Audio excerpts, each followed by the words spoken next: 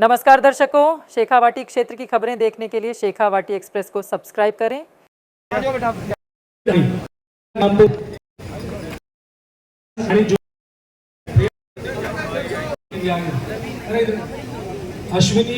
अश्विनी गरबा, आशाराम गरबा, पारा पहाड़ी में कुछ रह गए थे नाम, उनके नाम बोलो। अमन प्रहलाद मैरादासी, अमन प्रहलाद मैरादासी, पीयूष जयसिंह भेमसर, आशीष सानिल, शीशराम मैरादासी, जिनके नाम तपेश का नाम आया।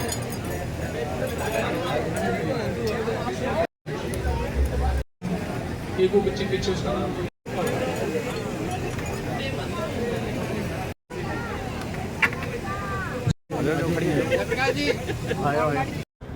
सबसे पहले करुणा के महासागर तथागत बुद्ध बाबा साहब अम्बेडकर के चरणों में कोटि कोटि नमन करते हुए सम्मानित मंच और आज इस महासंगम में पधारे सभी क्रांतिकारियों को सादर जय भीम, नमो बुद्धाय। बहुत ही हमारे लिए गर्व की बात है कि आज हम हमारी प्रतिभाओं का सम्मान कर रहे हैं। सम्मान करने से क्या होता है, जो दूसरे हमारे इस दौड़ में शामिल बच्चे होते हैं उनका भी हौसला बुलंद होता है कि मैं भी अगली वर्ष 75% से ज़्यादा अंक लेकर आऊँगा तो मेरे को भी ये सम्मान मिलेगा। दूसरा जिनको ये सम्मान मिल रहा है उन्हें भी ये होगा कि मैं इस काबिल हूँ और इस काबिलियत को और बढ़ाऊँ। बाबा साहब ने एक बात कही थी, समाज की जो है उन्नति प्रगति का पता चलता है कि उसमें महिलाओं की भागीदारी कितनी है। मुझे बहुत आज अच्छा लग रहा है कि आज इस प्रतिभावान जो छात्रों में हमारी लड़कियों की भागीदारी बहुत ज़्यादा है। ये बाबा साहब का सपना साकार हो रहा है। साथियों, गर्मी ज़्यादा है, वक्ता ज़्यादा है, कुछ ही मिनट में 2-3 बात कहकर मैं मेरा आज का ये भाषण खत्म करूंगा। हमारे जिले में बहुत से संगठन हैं, लेकिन हमारे लिए बाबा साहब अम्बेडकर सभी संगठनों के लिए आदर्श हैं, मार्गदर्ता हैं, हमारे महापुरुष हैं, पूज्य हैं। हम सब बाबा साहब को मानने वाले लोग हैं। अभी हमारे समाज की जो स्थिति हम यहाँ देख रहे हैं वो नहीं है कि आज हम यहाँ बड़े अच्छे पंडाल में बैठे हुए हैं। जब हम मोहल्लों में जाते हैं तो एक उदासीनता का माहौल नजर आता है। और वो उदासीनता का माहौल क्या है, किसी गांव के अंदर आधे से ज्यादा लोग हो रहे हैं हमारे घर टूटने वाले हैं, क्योंकि एक विचारणीय विषय है। हम जब महासंगम कर रहे हैं जिला मुख्यालय पर तो हमारा केवल ये उद्देश्य नहीं है 12 महीने में हमें इन प्रतिभावान छात्रों को जो है सम्मानित कर दिया। जब समाज इकट्ठा होता है तो समाज की बातें वहां होनी चाहिए। हम गृहस्थ लोग हैं और गृहस्थ के लिए घर सबसे महत्वपूर्ण होता है। हम सब इस चीज को समझते हैं कि झुंझुनू शहर आज से 20 साल पहले 2-3-4 किलोमीटर में था, आज इधर आबूसर तक चला गया, इधर बागरा तक चला गया, इधर भोरासर, समसपुर चारों तरफ फैल गया। ऐसे ही जयपुर देखो 30-30 किलोमीटर तक फैल गया। दिल्ली देखो गुड़गांव से मानेसर तक आ गई। तो क्या गांव नहीं फैलेंगे? क्या गांव उसी में जो है जहां 20 साल पहले 10 घर थे उधर नहीं रहेंगे? तो गांव का जो विस्तार होना स्वाभाविक है, लेकिन उस गांव जाए कहां? जो हमारे को कुछ पट्टे दिए, कुछ बिना पट्टे हम बोलों के जोड़ जो हमारे थे उन जोड़ों में बस गए।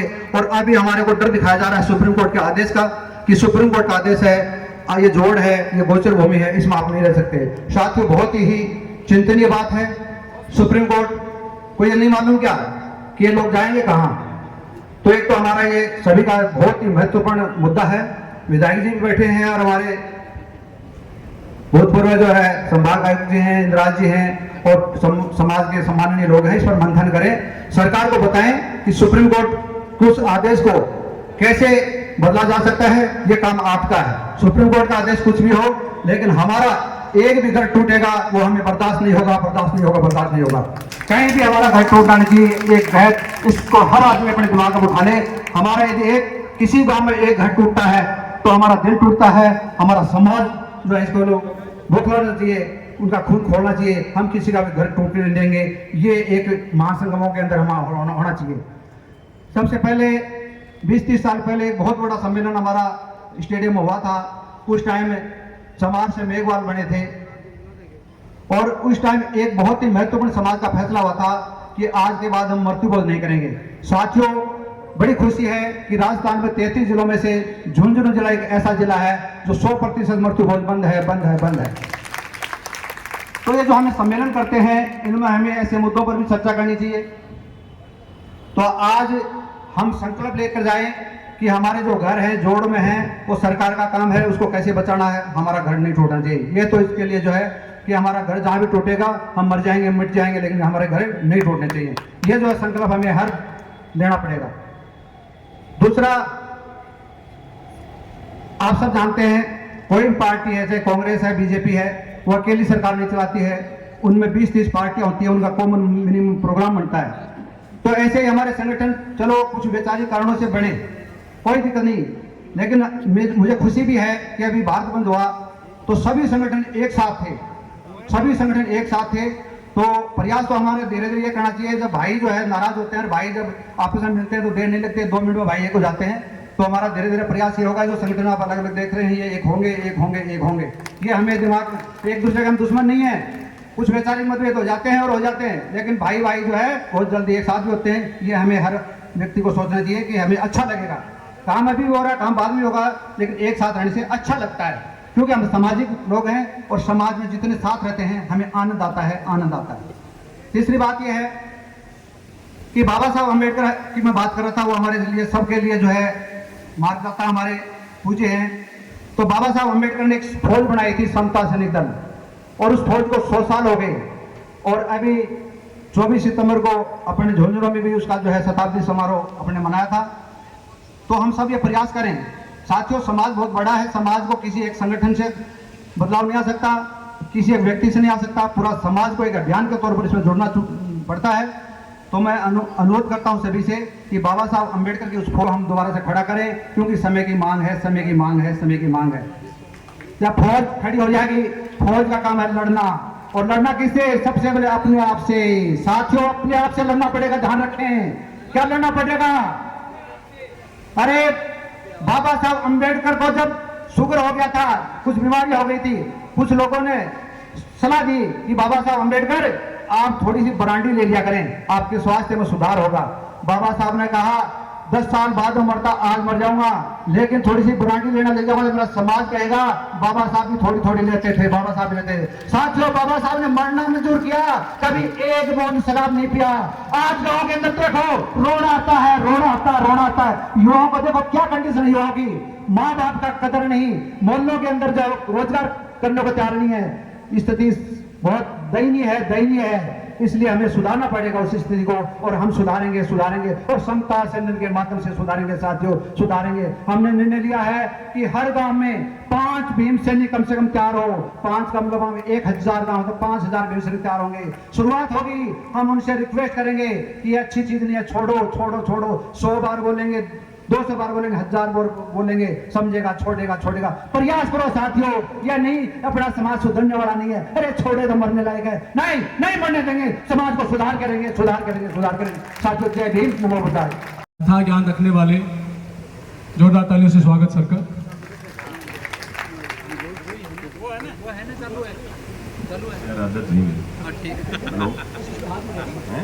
उसको तो हाथ में लगाना, वैसे बोलोगे हाँ, ये ले लो ना आप, ये ले लो, ये ले लो सर। मेघवाल समाज चेतना संस्थान के जिले स्तरीय अधिवेशन में बाबा साहब अम्बेडकर के आशीर्वाद से मैं सर्वप्रथम अभी जिन 2 समाज की महान विभूतियों के बारे में भी बोल रखा गया, मैं प्रणाम करता हूँ आज जी सुंदरलाल जी को भी, मास्टर भवनलाल जी को भी निश्चित रूप से उनकी कमी हमें खोलती है। और ऐसी शख्सियत से जनरल कास्ट की और 35 कौम भी हमारी कौम को सलाम करती हैं कि ऐसी ऐसी विभूति यहाँ पैदा हुई हैं। अभी मैं सुन रहा था, कोई कह रहे थे कि वो देखने से मेघवाल नहीं लगते। मैं ये गलतफहमी दूर कर दूं कि मेघवाल जो जाति है इसका इतिहास ब्राह्मणों ने तो लिखा नहीं, और बाबा साहब अम्बेडकर के बाद जो भी उत्तरोत्तर विकास हुआ वो साइंटिफिक चीजें नहीं आ पाई। मैं मनसासीन मुख्य अतिथि विधायक जी महोदय बेरवाल साहब, राहुल मेघवाल जी, सोनिया जी, बीएल बोध साहब, चित्तोसा जी, संजीव सिंगल साहब एडवोकेट जी, पत्रकार सिरोलिया जी, संस्था के पदाधिकारी, मनसासीन बच्चों, सामने बैठे समस्त बैठे हुए मेरे बुद्धिजीवी साथियों, देखिए 1 साल में 2 साल में कोरोना में मौका नहीं मिला था, अपनी जगह बैठते हैं और 3-4 संगठन जिले में है, ये हमारा बिखराव है। मेहरबानी करके आप उनको समझाइए, भले आप केस बदले, चाहे मुझे बुलाए किसी को नहीं बुलाए, बैठे एक जगह कम से कम, जैसे नैतिक मुद्दों पे समाज में हम एक साथ बैठ के बात करें। हमारी लड़ाई एक है, अगर सेनाएं 4-5 होंगी, एक गेंद इधर मारेगा एक इधर मारेगा, तो हम इस युद्ध को जीत नहीं पाएंगे। मेरी उम्मीद है कि आगे इस रास्ता को हम ऐसा उभारें कि हम जैसे जाट जाति है, जैसे यादव जाति है, गुर्जर जाति है, सब जाति एक है, तो हम हमारा बिखराव नहीं हो। मैं उम्मीद करता हूँ इस सिलसिले में आप कुछ प्रोग्रेस करेंगे। बात अभी संविधान की हो रही थी, मेघवाल की हो रही थी। देखिए, मैं कुछ बहुत अहम चीज 2-4 आपकी जानकारी की बता दूं। ये बच्चे भी प्रतिभाशाली आपके बैठे हैं। इस देश में बाबा साहब अम्बेडकर ने अपने 36 वर्षों के संघर्ष के बाद जब इस देश का पट्टा दिया जा रहा है, इस देश को, जैसे जुजनू है, ये पाकिस्तान है, चाइना है, देश का नामकरण से संवैधानिक पट्टा है। ये देश है किसका? ये देश किसके नाम से लिखा जाए? तो संविधान जब पहला लिखा गया तो नामकरण होना था, इस देश का नाम क्या हो। कोई कह रहा था हिंदुस्तान हो, कोई कह रहा भारत हो, कोई कह रहा इंडिया हो, कोई क्या है। आज भी भ्रांतियां हैं हमारे बड़े बड़े बुद्धिजीवी, IAS, IPS, इंटेलेक्चुअल्स, प्रोफेसर में। क्यों कि सिंधु घाटी सभ्यता के पहले के इंडस वैली सिविलाइजेशन से पहले कैम्ब्रिज हिस्ट्री ऑफ इंडिया के 12 वॉल्यूम है। यूनिवर्सिटियों में तो रखे ही नहीं आजकल। मैं एक बार कोटा यूनिवर्सिटी में था, रजिस्ट्रार उस टाइम पे हमने ये सभी यूनिवर्सिटियों में UGC थोराट साहब से कह के मंगाए थे। संविधान में रचना के समय शुरू में सारे मनुवादी कहते हिंदुस्तान नाम हो, भारत नाम हो, 2 नाम फाइनल है, इंडिया और दूसरा भारत। दोनों में एक रखा जाना था। बच्चे का जन्म होता नाम रखे से, देश का नाम रखना था, किसके नाम पट्टा दें? भारत इंडिया में वोटिंग हुई, इंडिया को 52 वोट मिले, भारत को 38। प्रस्ताव भारत का गिरा, इंडिया का प्रस्ताव ध्वनिमत से पास हुआ। इंडिया के पक्ष में जवाहरलाल नेहरू थे, बाबा अम्बेडकर थे, राम मनोहर लोहिया जैसे लोग थे। भारत हारा। RSS को कशिश थी कि भारतवंशियों के नाम, आर्यों के नाम, मनुवादी व्यवस्था के नाम। इंडिया वर्ड जो है, इस देश में सभ्यताएं जो पहले डेवलप हुई इंडिजीनियस वर्ड से आई। इंडिजीनियस वर्ड है मूल निवासी, पूरी दुनिया का कहीं का हो, अफ्रीका में हो चाहे ऑस्ट्रेलिया में, इंडिजीनियस इंडिया से निकला है। और इंडिया इंडस वैली सिविलाइजेशन से आया, और इंडस सिविलाइजेशन त्र्यंबकेश्वर महादेव के सूत्र हैं 6। उसमें एक व्रत संहिता है। व्रत संहिता में ओम त्र्यंबकम यजामहे सुगंधि पुष्टिवर्धनम उर्वारुकमिव बंधनान् मृत्युमोक्षमामृतात् मंत्र का उच्चारण व्रतासुर एक करते हैं। कहने का मतलब ये हुआ कि हम मेघवाल इस पृथ्वी की मूल आदिवासियों से मूल जाति है, मूल निवासी है, शुद्ध जाति है, मजबूत जाति है, शानदार जाति है। शानदार हमारा इतिहास है। कभी भूल के भी ये नहीं छूटना चाहिए कि मेघवाल लगता ही नहीं।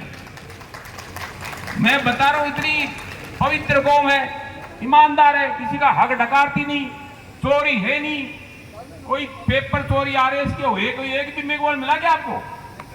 दावे के साथ मैं कह रहा हूं कि हर जगह विधानसभा लोकसभा में इस जाति का उत्थान नहीं हो रहा। पैसे के हिसाब से समार बना दिया होगा, लेकिन समार मेघवाल नहीं था, ये बना दिया। मूल निवासी हम इस देश के थे, वो चीज गायब हो गई। हमें हक अधिकार मेघवाल के नाम से मिलना चाहिए, अनुसूचित जाति जनजाति का नहीं है। ये जो वर्गीकरण हो रहा है ना, ये ABC अभी हरियाणा, वाह, ये कमजोरी जातियों की है। हमारा अधिकार बतौर मूल निवासी इस देश के अंदर है, जातियां तो बहुत लेट की उपज है। तो मैं 2-4 बात इसमें आपको निवेदन करूंगा कि मेहरबानी करके हरियाणा में, यूपी में आगे तक ये समार वर्ड जो है, इसके एडजॉइनिंग जितनी भी जातियां के मेघवाल सम्मेलन, मेघवाल सभा, मेघवाल आगे तक फैल जाता है ना, तो आज जो सुप्रीम कोर्ट ने निर्णय दिया है, ये वर्गीकरण, ये चीजें नहीं हो पाती। हम मेघवाल साहब रस्ते में बात कर रहे थे कि आखिर इसका तोड़ क्या हो। अभी माननीय न्यायालय ने जो निर्णय दिया है, इतना बड़ा निर्णय बीजेपी के इशारे के बिना नहीं हो सकता। इनके मन में जो जहर भरा हुआ है, जब भी मौका आते ये फण मारते ही मारते। इतने बड़े सारे संगठन पूरे देश को नीला नीला कर दिया।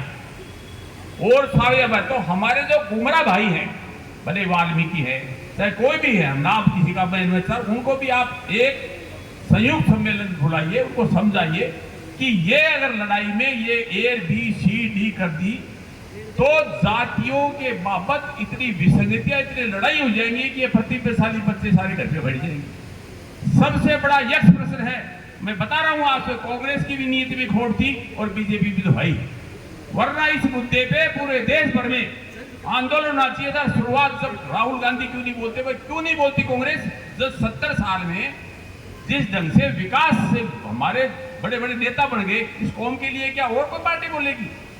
अभी आप देख रहे हो, कल परसों हरियाणा में चुनाव हुए, हरियाणा में चुनाव हुए, हरियाणा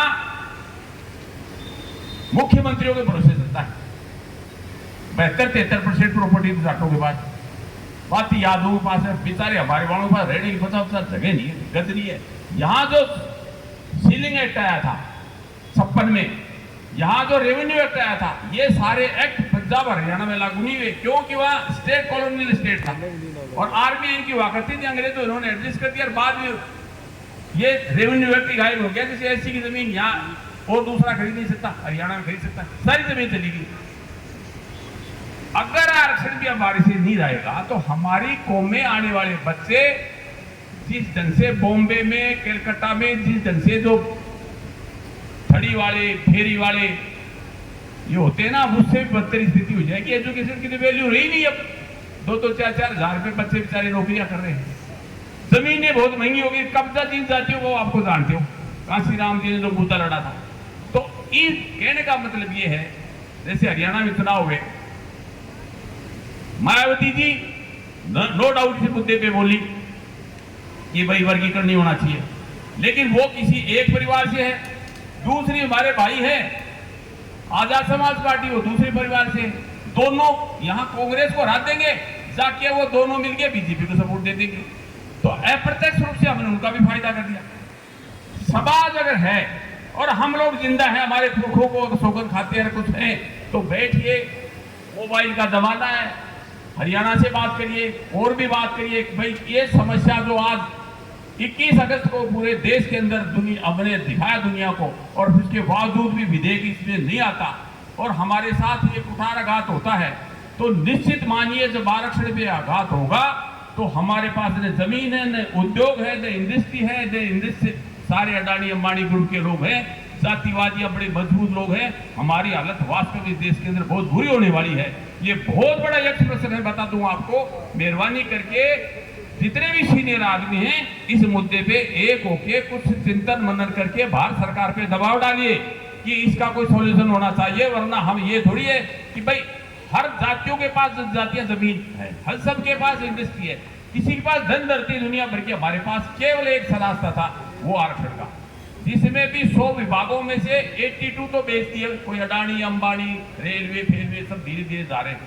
तो ये मृत्यु बोझ से हमारा समाज कमजोर है, कोई शराब पीते हैं, ये बातें सारे छोड़ दो, केवल संसद के घेराव की बात करो, इस मुद्दे पे घेरो पार्टियों को, ये गुंडागर्दी बंद होनी चाहिए देश के अंदर, और समाज में कमजोर हो तो मैं समझता हूँ सारी जिम्मेदारी समाज की है। हमारे 20 टुकड़े हो रहे, 10 टुकड़े हो रहे, ये कोई नहीं पूछेगा। आने वाले ये कौमें बैठी हैं जो लड़ रही हैं, ये बच्चे बेचारे नहीं लड़ पाएंगे। इन्होंने आजादी का आंदोलन नहीं देखा, इन्होंने छुआछूत का कुठाराघात नहीं देखा।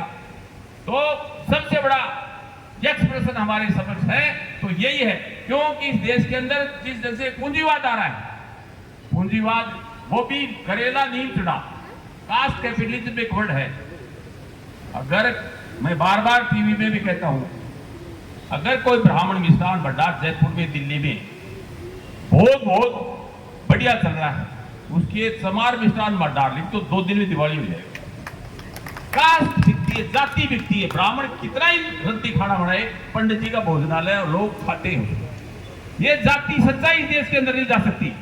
तो हमें तुम्हारा भंडार रखो, मिठाई रखो। शराब की दुकानें, अभी मैं बैरवाजी अपने बैरवाजी डिप्टी सी मैंने शुरू में मिलने गए, कहा आप देखिए ट्रांसपोर्ट मंत्री हो, ट्रांसपोर्ट डिपार्टमेंट में आरक्षण दे दो, खनन विभाग में आरक्षण दे दो, शराब की दुकान में आरक्षण दे दो। ठीक है, हम भेज देंगे यार। कुछ इंडस्ट्रीज 833 उद्योगों में से कुछ उद्योग आपको सुरक्षित कराने पड़ेंगे। इसका विधेयक आए, पार्लियामेंट लाए, सही लोकसभा लाए, तो हमारे कुछ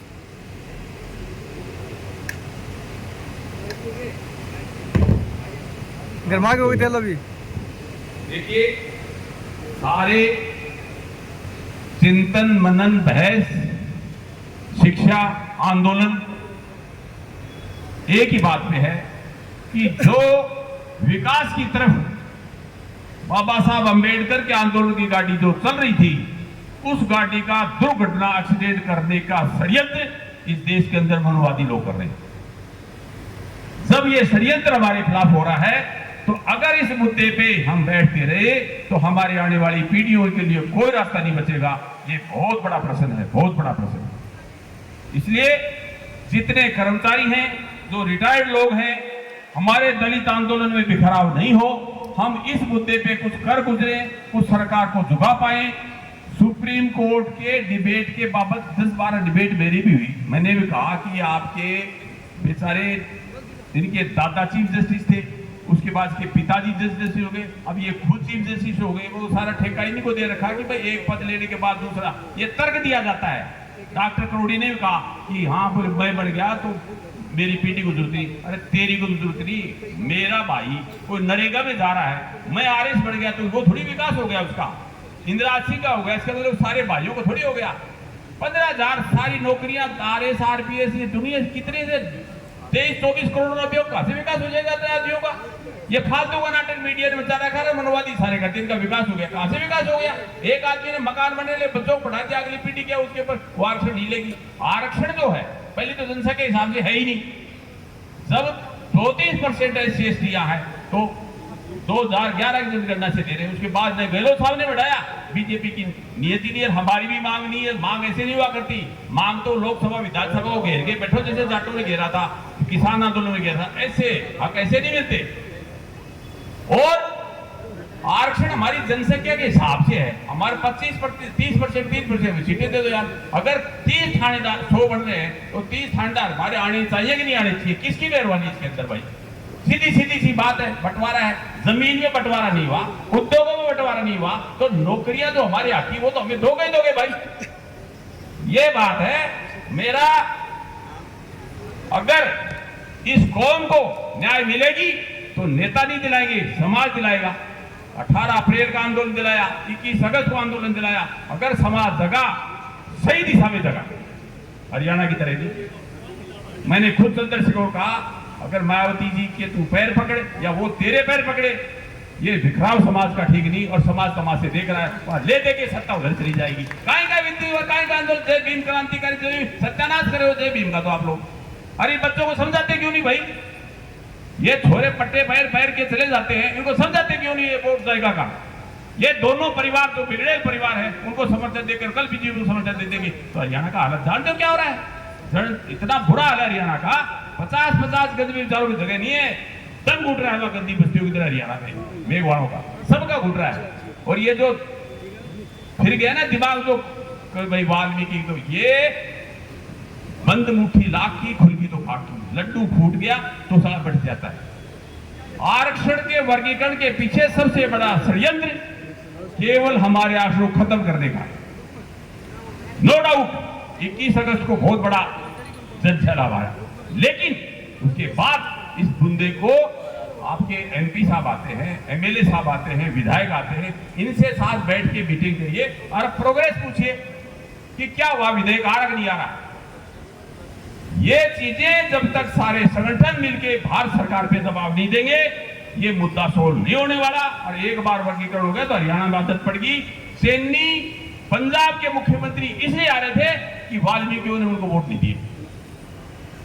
अगर ये लड़ाई वर्गीकृत हुई तो बाबा साहब अंबेडकर का जो सपना हम किसी भी सूरत से पूरा नहीं कर पाएंगे और हमारी नीयत का ये खोट हमारी पीढ़ी, आने वाले पीढ़ियों को हमारे पास कोई रास्ता नहीं बचेगा सिवाय झाड़ू तमाशे के ही।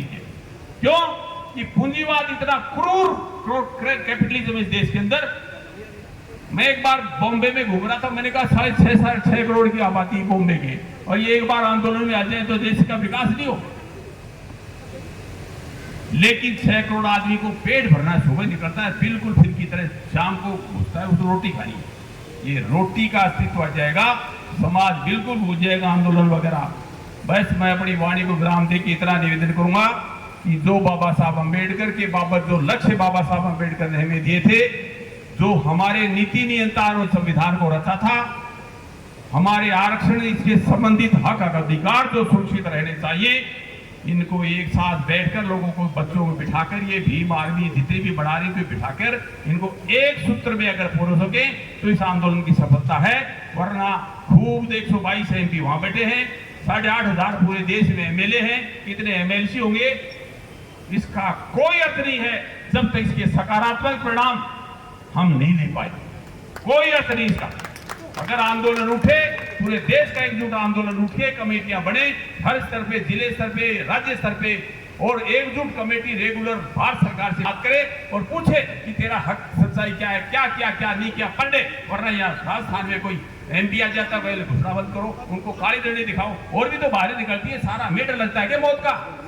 लड़ना पड़ता, लड़ना पड़ेगा, और नहीं तो फिर देख लो कैसा भविष्य। हमारे पुरखों ने जितनी लड़ाई लड़ी थी वो धीरे धीरे धीरे धीरे पतन की तरफ जा रही है। मेहरबानी करके मेरा इतना ही आज से आग्रह है, आपके दर्शन हुए सबसे करने का बात मौका मिला। हम तो आप सोचते हैं 60 साल उम्र हो गई, 10-20 साल जीते लड़ेंगे, लेकिन हमारे हाथ खाली हैं। आंदोलन के नाम पे हमारे बच्चे बिखर रहे हैं, जैसे हरियाणा बिखरा हुआ, जैसे हर स्टेट में बिखराव है, कहीं कोई अपने इशारे से, कोई अपने इशारे से, कोई वोट बिक रहे हैं, कोई कहीं बिक रहा है। ऐसे बाबा साहब अंबेडकर का नाम तो लेते हैं, उसको बेच रहे हैं। अगर आप 3-3, 4-4 हजार में अगर लोग अपने जमीन को बेचते हैं, वोट को बेचते हैं, हमारे बच्चों को, भविष्य को बेचते हैं, तो फिर काहे का अंबेडकर आज यार, हमें तो बड़ा अटपटा लगता है। इन्हीं शब्दों के साथ जय भीम, जय इंडिया, थैंक यू।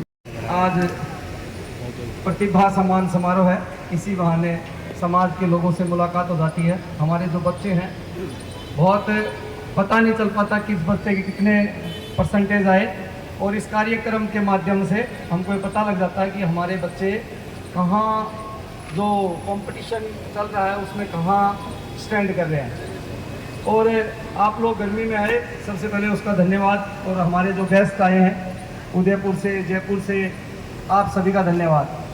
हमने नई शुरुआत की है इस बार कि कुछ, सबको तो नहीं बैठा पाएंगे, लेकिन कुछ बच्चे जो शुरू में रजिस्ट्रेशन हो जाएंगे, उच्च लेवल के 5 बच्चे, उनको मंच पे देते हैं ताकि इनको पता लगे कि हाँ, मंच पे भाई हम जितना आगे कंपटीशन में नीचे जो बच्चे हैं वो और मेहनत करेंगे, और हम चाहते हैं समाज के मंच पे आए और बोलना सीखें, जब भी हमारा समाज आगे बढ़ेगा। हम अपनी बात पे आऊं, हमने झुंझुनू के अंदर गुड्डा रोड के ऊपर जो एलन कोचिंग खुली है, उससे थोड़ा सा आगे मेघवाल समाज चेतना संस्थान के नाम से एक जमीन खरीदी है हॉस्टल के लिए। वो मेघवाल समाज चेतना संस्थान की है, मेघवाल समाज की जमीन है। उसके लिए हमारे जो बेरवाल साहब बैठे हैं यहाँ पर, आपने 1 लाख रुपए दिए, एक बार जोरदार तालियां, अन्यथा वो जमीन नहीं खरीदी जाती है।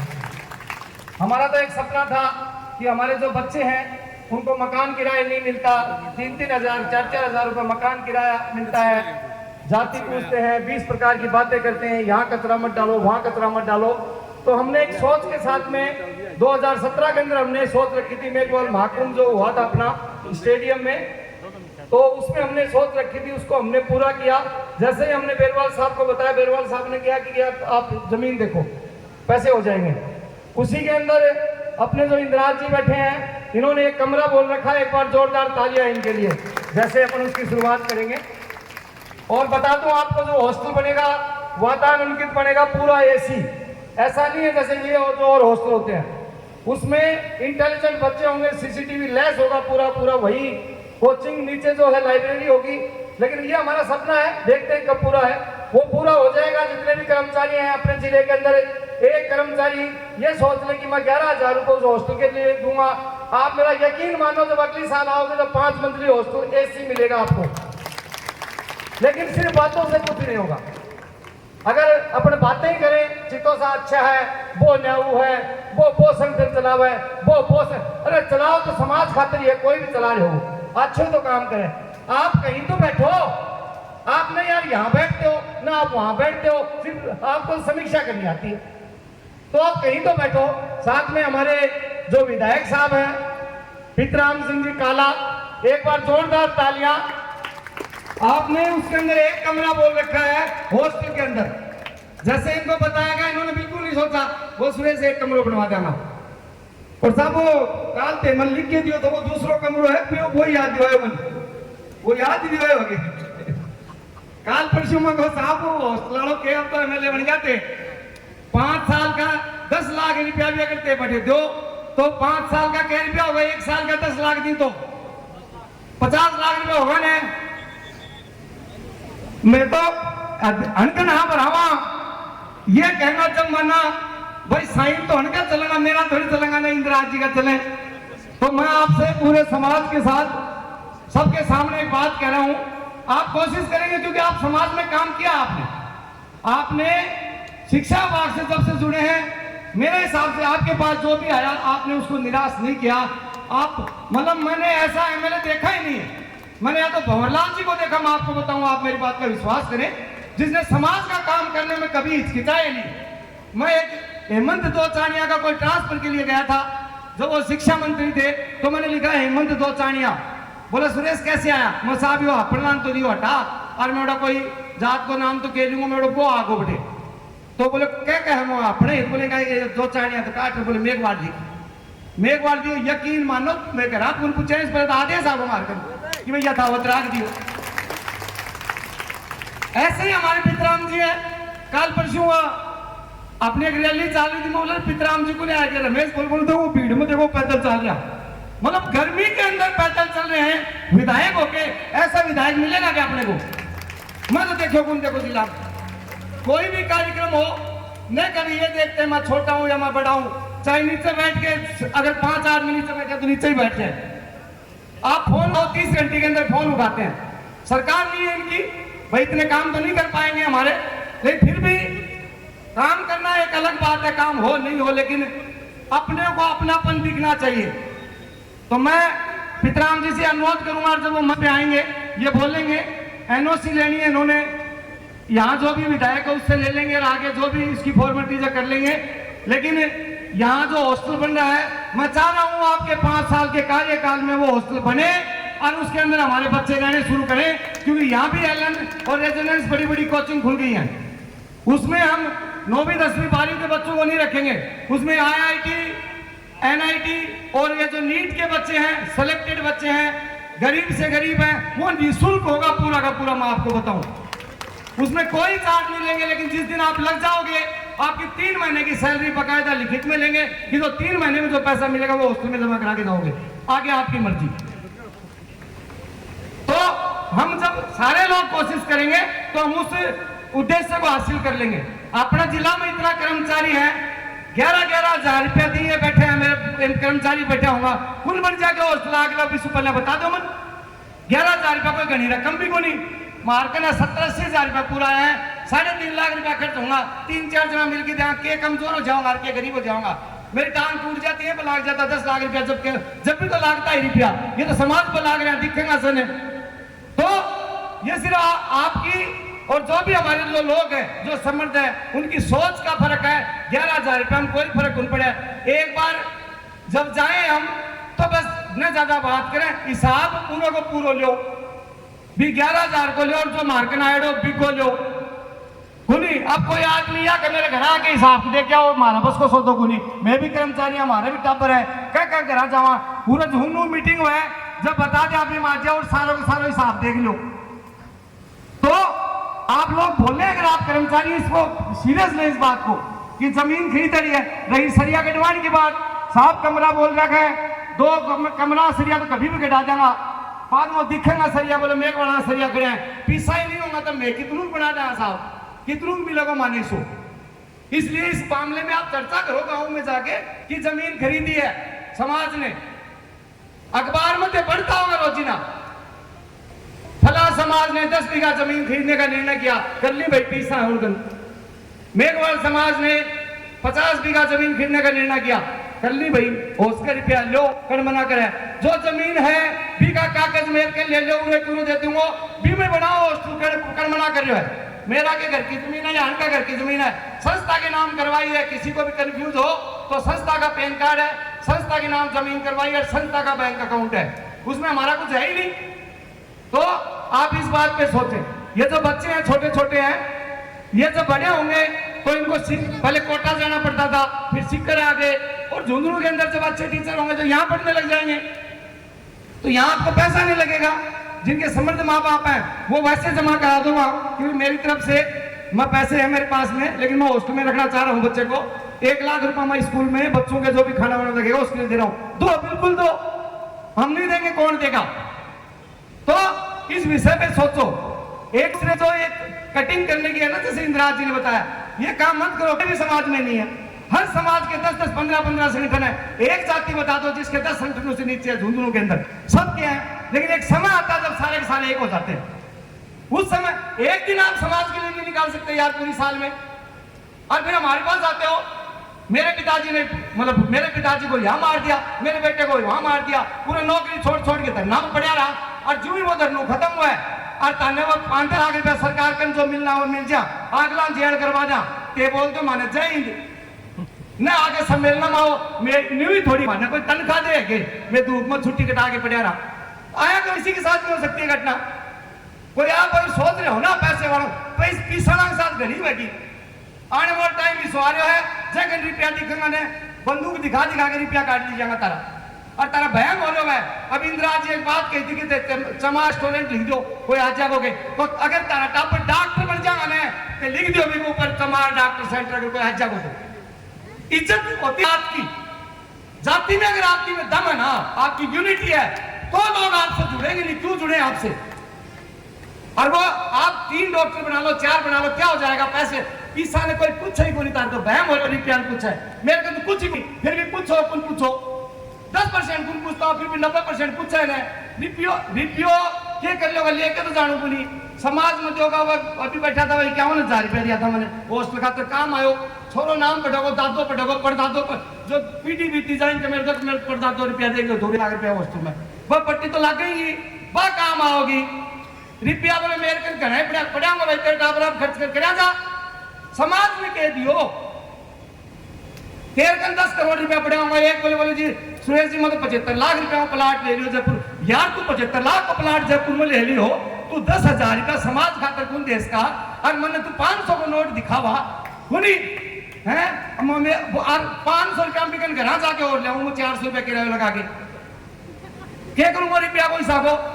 तो इसलिए मेरे भी टापर थे, या मैं सोचो मैं न्यू हांडू खुनी टापर भी है, लुगाई भी है, सब कुछ है मेरे। रोजीना लड़े एक किडनी है, एक ही है मेरे तार कोई भय हो रहे दोनों है। और वो जयप्रकाश जी खड़े भी तो बेचारे दोनों मेरे साथ हांड के कोई टाइम से खाए दोनों किडनी खराब है, अब लोग की सारे काट लो सारा जीवन। तो हम फिर भी नहीं सोचते, हम फिर भी नहीं सोचते जहां हमारी समाज को जरूरत पड़ेगी मैं मिलांगा, लेकिन मैं यह भी आशा रखा कि ते भी मान मिलो जब मान जरूरत पड़े।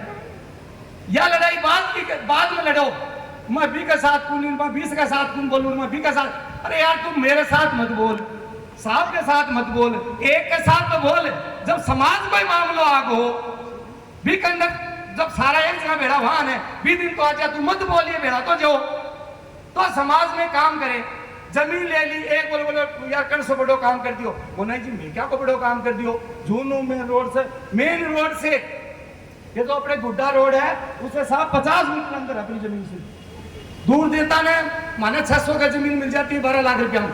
मोतीलाल स्टेडियम के करता भी लेके बड़े बकरी भी राख लेता ना तो कोई चारों गिरन को जातो भी पूरे मेन रोड के ऊपर जमीन ले ली तो बोले यार के बड़ो काम कर दियो। अरे मोती है पूरा इतनी बड़ी बड़ी पोस्टा पर रिटायर होके चौड़ा हंडो झूरू के अंदर है, इतना दिन होगा थाने पर्चा ले लेके कभी पूरे की न्यूज दे के आओ, कठे पठे की न्यूज दे के आओ, तो एक गज जमीन खरीदी के पूरे खातर।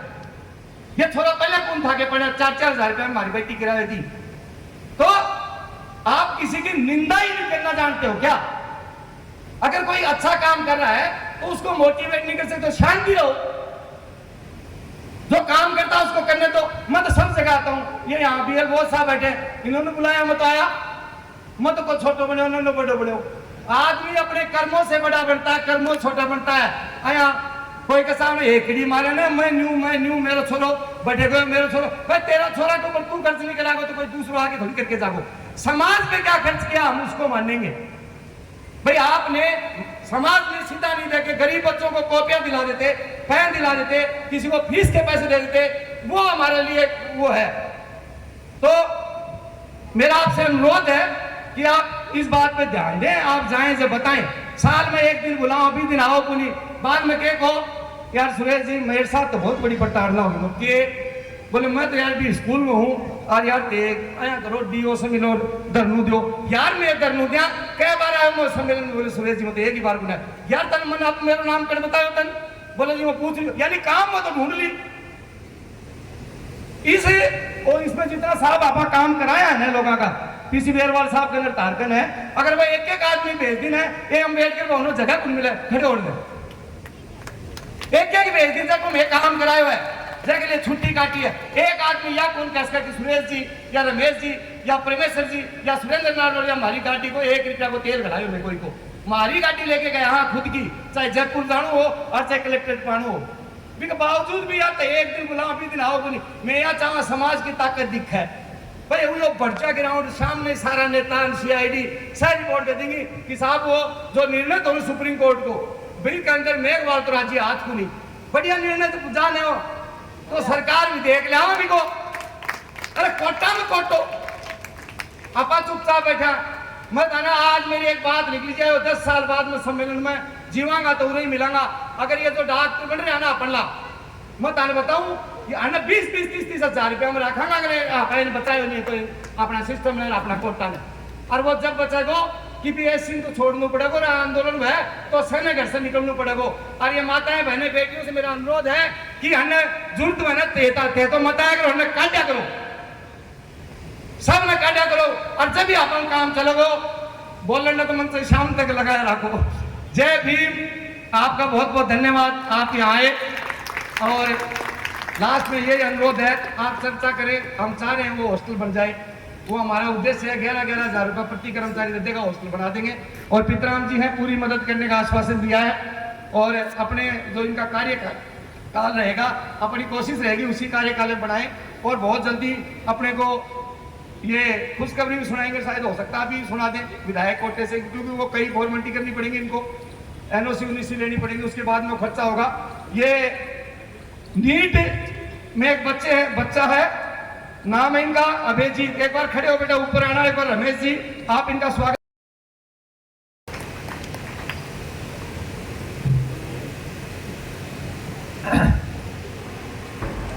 मेघवाल समाज चेतना संस्थान के तत्वाधान में आयोजित इस कार्यक्रम पे मंच में विराजमान आज के मुख्य अतिथि माननीय विधायक पिलानी भाई पितराम जी, मेरे बड़े भाई इंद्राज सिंह जी,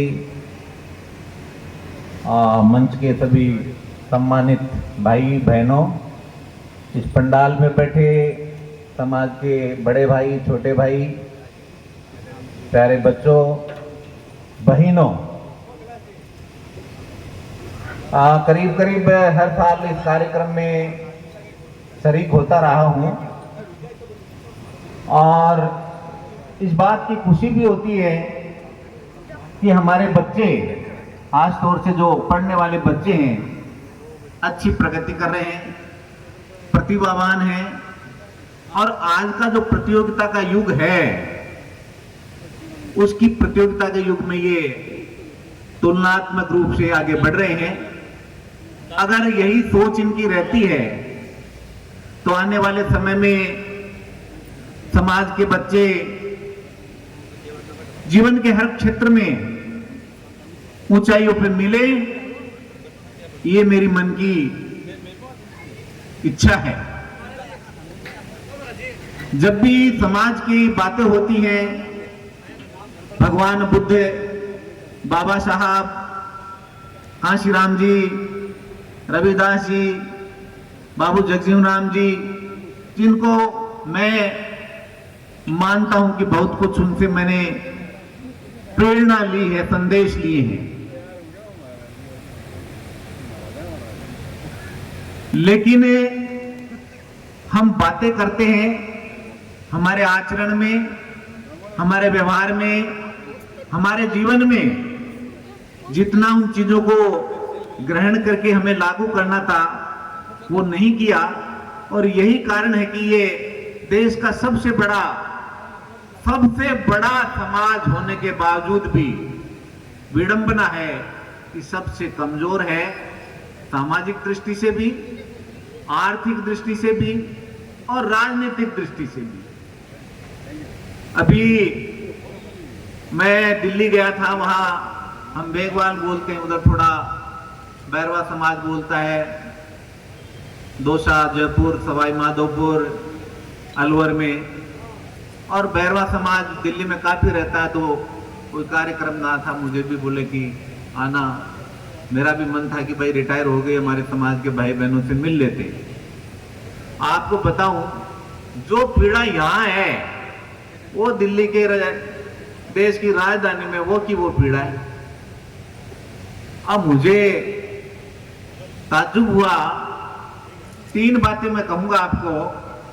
एक तो उन्होंने कहा कि भाई हमारी जनसंख्या बहुत बड़ी है और हमारे को कोई तवज्जो नहीं है, ये बात यहां भी है। और एक बोले कि हमारे में एकता नहीं है, ये बात यहां भी है। एक बोलो हमारे में कुरीतियां बहुत है, वो कुरीतियां यहां भी है। और शिक्षा के माध्यम से और वोट के माध्यम से हमें जो शक्ति अर्जित कर लेनी चाहिए थी वो हम नहीं कर पाए। अब दिल्ली के लोग भी ये बात करें तो बड़ा, मतलब मेरे पास तो कोई जवाब नहीं था। एक बात उन्होंने और बोली कि साहब दिल्ली में ये जो बड़ी बड़ी बिल्डिंग है, भवन बने हुए हैं, ये करीब करीब बैरवा समाज के ठेकेदारों ने बनाए हुए। तो मैंने उनको एक बात बोली कि भाई आप जो बड़े बड़े बिल्डर हैं, लोग हैं, उनसे कॉन्ट्रैक्ट करो कि कोई लोगो तो लगा दे हमारा, तो जाए जब कम से कम ये तो खुशी होगी भाई बैरवा समाज ने ये बिल्डिंग बनाई। चाहे वो देश का कहीं का भी नागरिक जाए, आदमी हमारा समाज का, कम से कम ये खुशी तो है कि भाई बैरवा समाज के लोग बिल्डिंग बनाने में तो माहिर है। मतलब हमारी गुणवत्ता, हमारी मेहनत कहीं भी नहीं दिखती। भाई इसमें तो विचार करो। हर आदमी नेता बन नहीं सकता, बनेगा तो जैसी हालत तो वैसी मिलेगी। अब एकता के लिए भाई कौन आएगा आपको? एक तो आपको ही होना है, आपके घर को इकट्ठा होना है, तो बाहर वाला थोड़ी ना करेगा। विदेशी आए तो वो इसीलिए तो यहाँ घुस गए कि एकता नहीं थी। एकता होती तो थोड़ी ना घुस जाते यहाँ। और जिस दिन एक हुई, स्वाधीनता की दिमाग में बात आई, उस दिन उनको भगा दिया। तो ये जो एकता की बात है, आपके नेतृत्व की बात है, ये दूसरा नहीं होने देगा। ये आपको ही सीखना पड़ेगा, आपको ही करना पड़ेगा। दूसरी बात अभी यहाँ कई भाई साहब ने भी कही, औरों ने भी कही कि साहब हमारे में कुरीति बहुत है। कौन सी? एक तो मांसाहार की बोली, मांसाहार की बोली, एक आपके जो शराब की बोली, एक मृत्यु भोज की मोटी मोटी 3 बात मैं कह सकता हूं। बाल विवाह तो मेरे ख्याल से अब नहीं होता है। अब मुझे ये बताओ, आप दारू का उत्पादन नहीं बंद करा सकते, दारू से सबसे ज्यादा रेवेन्यू आती है सरकार की। हाँ, ये आप कर सकते हो कि नहीं पियो या लिमिटेड पियो, ये आप कर सकते हो कि जैसे मैंने जीवन में नहीं पी, नहीं मैंने खाया, ठीक चल रहा हमारा तो, और जरूरत भी नहीं होती हमें। भाई मैं कहूं कि आप छोड़ दो, प्रण ले लो, मुझे उससे कोई ज्यादा मतलब नहीं है। लेकिन ये अगर व्यसन है आपके शरीर का, आपके पैसे का अगर नुकसान कर रहा है, तो आप इसको संतुलित तो कर सकते हो ना। दुकान बंद नहीं होगी। और मजे की बात तो यह है कि अब इस टाइम जो जितनी दुकानें खुल रही है वो हमारे मोहल्ले के नजदीक खुल रही है, और वो खुल इस रही है कि भाई वो 2 किलोमीटर जाएगा, कहीं रास्ते में पड़ जाएगा, पास में ही खोल दो ना, तो पी के घर तो पहुंच जाए राजी खुशी। आप बताओ, शराब की दुकान पे अगर दुकान पे कोई आदमी दुकान खोलता है और उसका सामान बंद हो जाता है बिकना, वो बंद करके ताला लगा के जाएगा कि नहीं जाएगा? अगर आप नहीं पियोगे तो ताला लगा के चला जाएगा जहां पीते वहां। तो भाई ये बंद नहीं होनी, ये तो आपको कंट्रोल करना पड़ेगा, नियंत्रण करना पड़ेगा, संयमित होना पड़ेगा या छोड़ना पड़ेगा। अब ये आपकी मर्जी की बात। मृत्यु भोज मुझे याद नहीं आता मैंने कभी खाया, क्योंकि मेरे पिताजी नहीं खाते थे, हमने तो कभी नहीं खाया, न हमने किया। अब आप करते क्यों और खाते क्यों? अब इसमें दूसरा क्या समझाएगा आपको? अब इसके लिए भी अभियान चलेंगे कैसे साल बाद? कई बार अखबार में पढ़ता हूं मैं कि फलाने गांव में संपलोक हो गया, फलाने आदमी ने कहा कि मैं मेरे माँ बाप का मृत्यु भोज नहीं करूंगा। अरे भाई करना ही नहीं चाहिए, बात ही नहीं चलनी चाहिए। क्यों करते हो आप? अगर कोई संस्कार है, 8 दिन 10 दिन बाद कोई संस्कार है, कर दीजिए कि भाई आज हम नहा धो के साफ हो गए, ये तो समझ में आती है बात।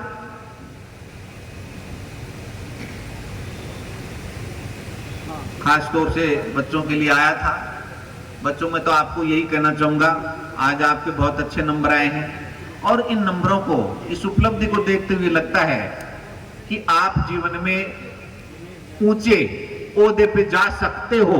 जाओगे कि नहीं जाओगे गारंटी नहीं है, गारंटी नहीं है, लेकिन जा सकते हो। आप में प्रतिभा है, अगर आप इस प्रतिभा को बनाए रखे, मेहनत करते रहे, समय का उपयोग करते रहे, ऊर्जा का उपयोग करते रहे, और अनुशासन में रहते हुए अगले 5 साल 10 साल अगर पढ़ते रहे, तो इस बात की गारंटी है कि आप बड़े अफसर बनोगे, बड़े बिजनेसमैन बनोगे, इंजीनियर बनोगे, डॉक्टर बनोगे। आपको बनना चाहिए। कंपटीशन है, लेकिन फिर भी मेहनत करने वाले होशियार बच्चा कहीं न कहीं निकलता है। एक बात और, इंदिरा जी ने बहुत विस्तार से बातें बताई थी। मैं अभी आ रहा था, रास्ते में पहले जब गांव से जाते तो बहुत जगह खाली थी। जब से ये 4 लेन 6 lane national highway, state highway निकले तो करीब करीब जमीन नहीं बची है। मैं आपको बताऊं, इस पे अगर हमारे लोग जमीन भी नहीं बेचते ना, तो आज वो करोड़पति होते। तो आपसे हाथ जोड़ के निवेदन है कि अपनी जमीन, अपनी माँ, अपनी धरती जो रोज आपका पेट भरती है, उसको नहीं बेचे, नहीं बेचे। रोटी खाने के लिए ऐसी कोई ऐसी नहीं है कि रोटी नहीं मिलती है 2 टाइम। आजकल तो 8 रुपए में इंदिरा रसोई कहते हैं, अन्नपूर्णा रसोई नाम कर दिया, वहां मिलती है, और मोहल्ले मोहल्ले में खोल रहे। तो भाई अपनी जमीन को नहीं बेचे। एक बात और, मैं आया तो आपने देखा होगा कि यहाँ कई तरह की, जैसे मसाला बेच रहे हैं, वो सेंधा नमक बेच रहे हैं, पोल्ट्री का सामान बेच रहे हैं, चीनी मिट्टी बोलते हैं ना, और गमले बेच रहे हैं, और पता नहीं बहुत सारी चीजें बेच रहे हैं। हमारा आदमी काम करने को तैयार नहीं है ये।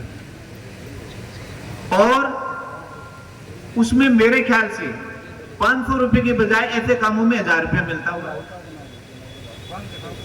अरे भाई, नाच गाने के लिए भी फॉरेन जाते हैं आजकल तो लोग बाग, हमारे लोग नहीं जाते। कोई ढोल बजाने, नाचने, गाने, हारमोनियम बजनी, कोई ऐसी ऊंचाई पे तो जाओ कि कम से कम नाम हो, राजस्थान में नाम हो, कि देश में नाम हो, और आजकल तो कलाकार हो, तो वो फॉरेन जाता है। मैं भिजवा दूंगा, लेकिन कोई बने तो सही।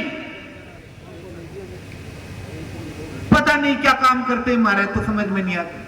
बाजार में निकलो, इतनी तरह के काम करने की चीजें, कारपेंटर नहीं बनते, वही साला फावड़ा, वही करनी, वही हथौड़ी, उससे आगे की सोच नहीं। आप काम ऐसा सीखो कि जिसमें 500 रुपए की बजाय 3000 रुपये, 1500 रुपये आए, 1000 रुपया दिन में बचे। खेलों में नहीं निकलते कोई लड़का, चेस में नहीं जाता।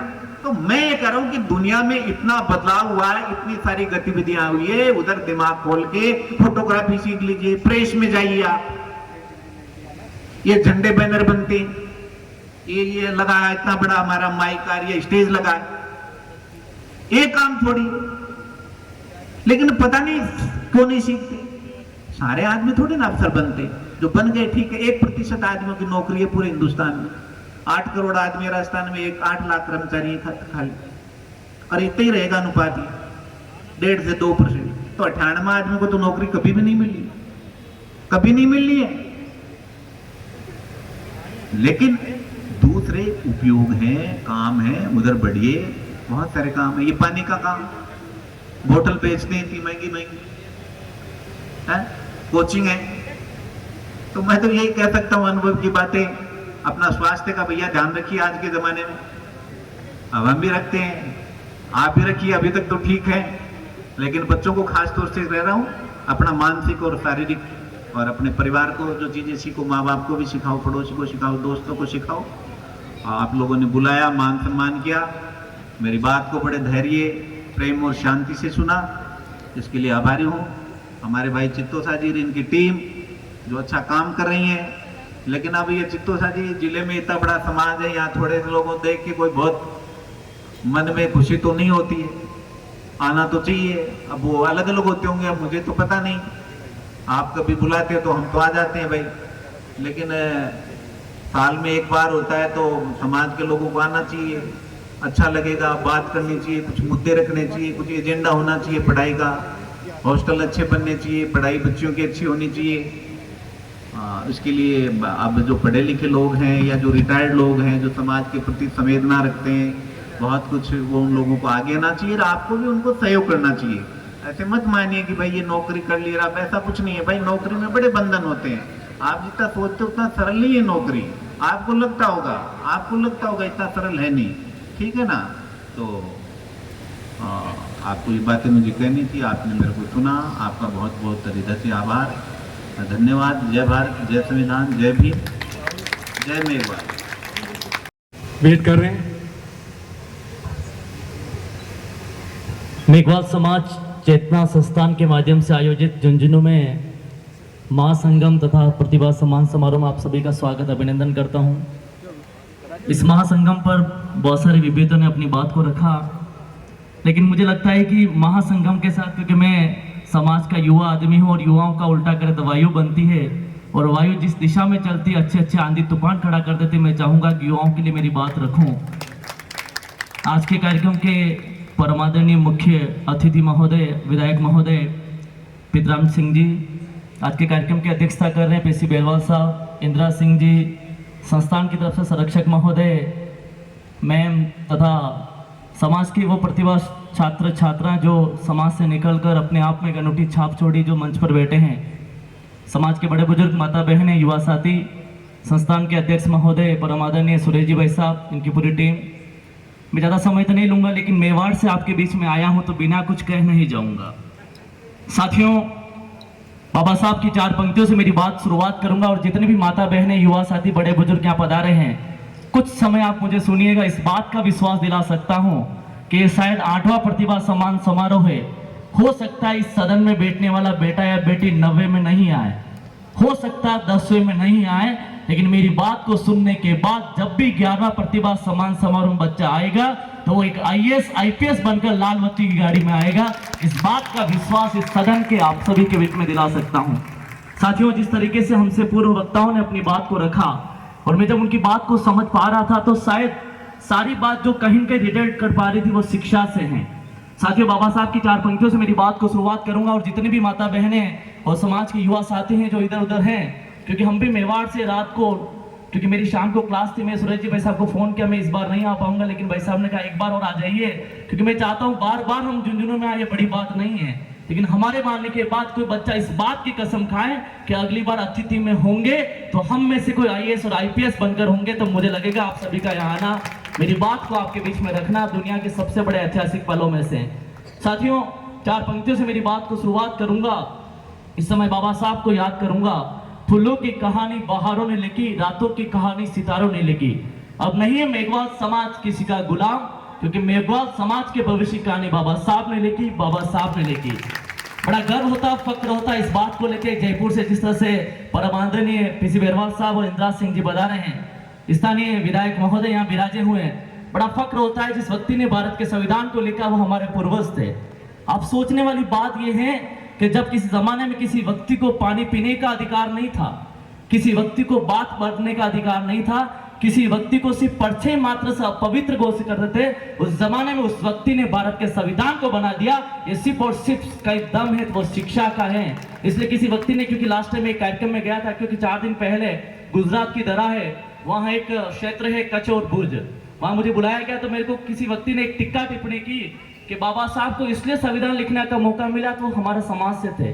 तो मैं आपको बता दूं, क्योंकि झुंझुनू जो शेखावाटी क्षेत्र का एक क्षेत्र आता है, आप सभी को इस बात को कहते हुए बड़ा अपने आप में गौरवान्वित महसूस होगा कि बाबा साहब को इसलिए संविधान लिखने का मौका नहीं मिला कि वो दलित थे, इसलिए भी मौका नहीं मिला कि उनको पानी पीने का अधिकार नहीं था। जब भारत में संविधान लिखने की बारी आई और देखा गया, परखा गया भारत के संविधान कौन लिखे, तो उस संविधान सभा में इस बात की चर्चा हुई कि इतना विविधताओं में एकता रखने वाले भारत के संविधान को कौन लिखे।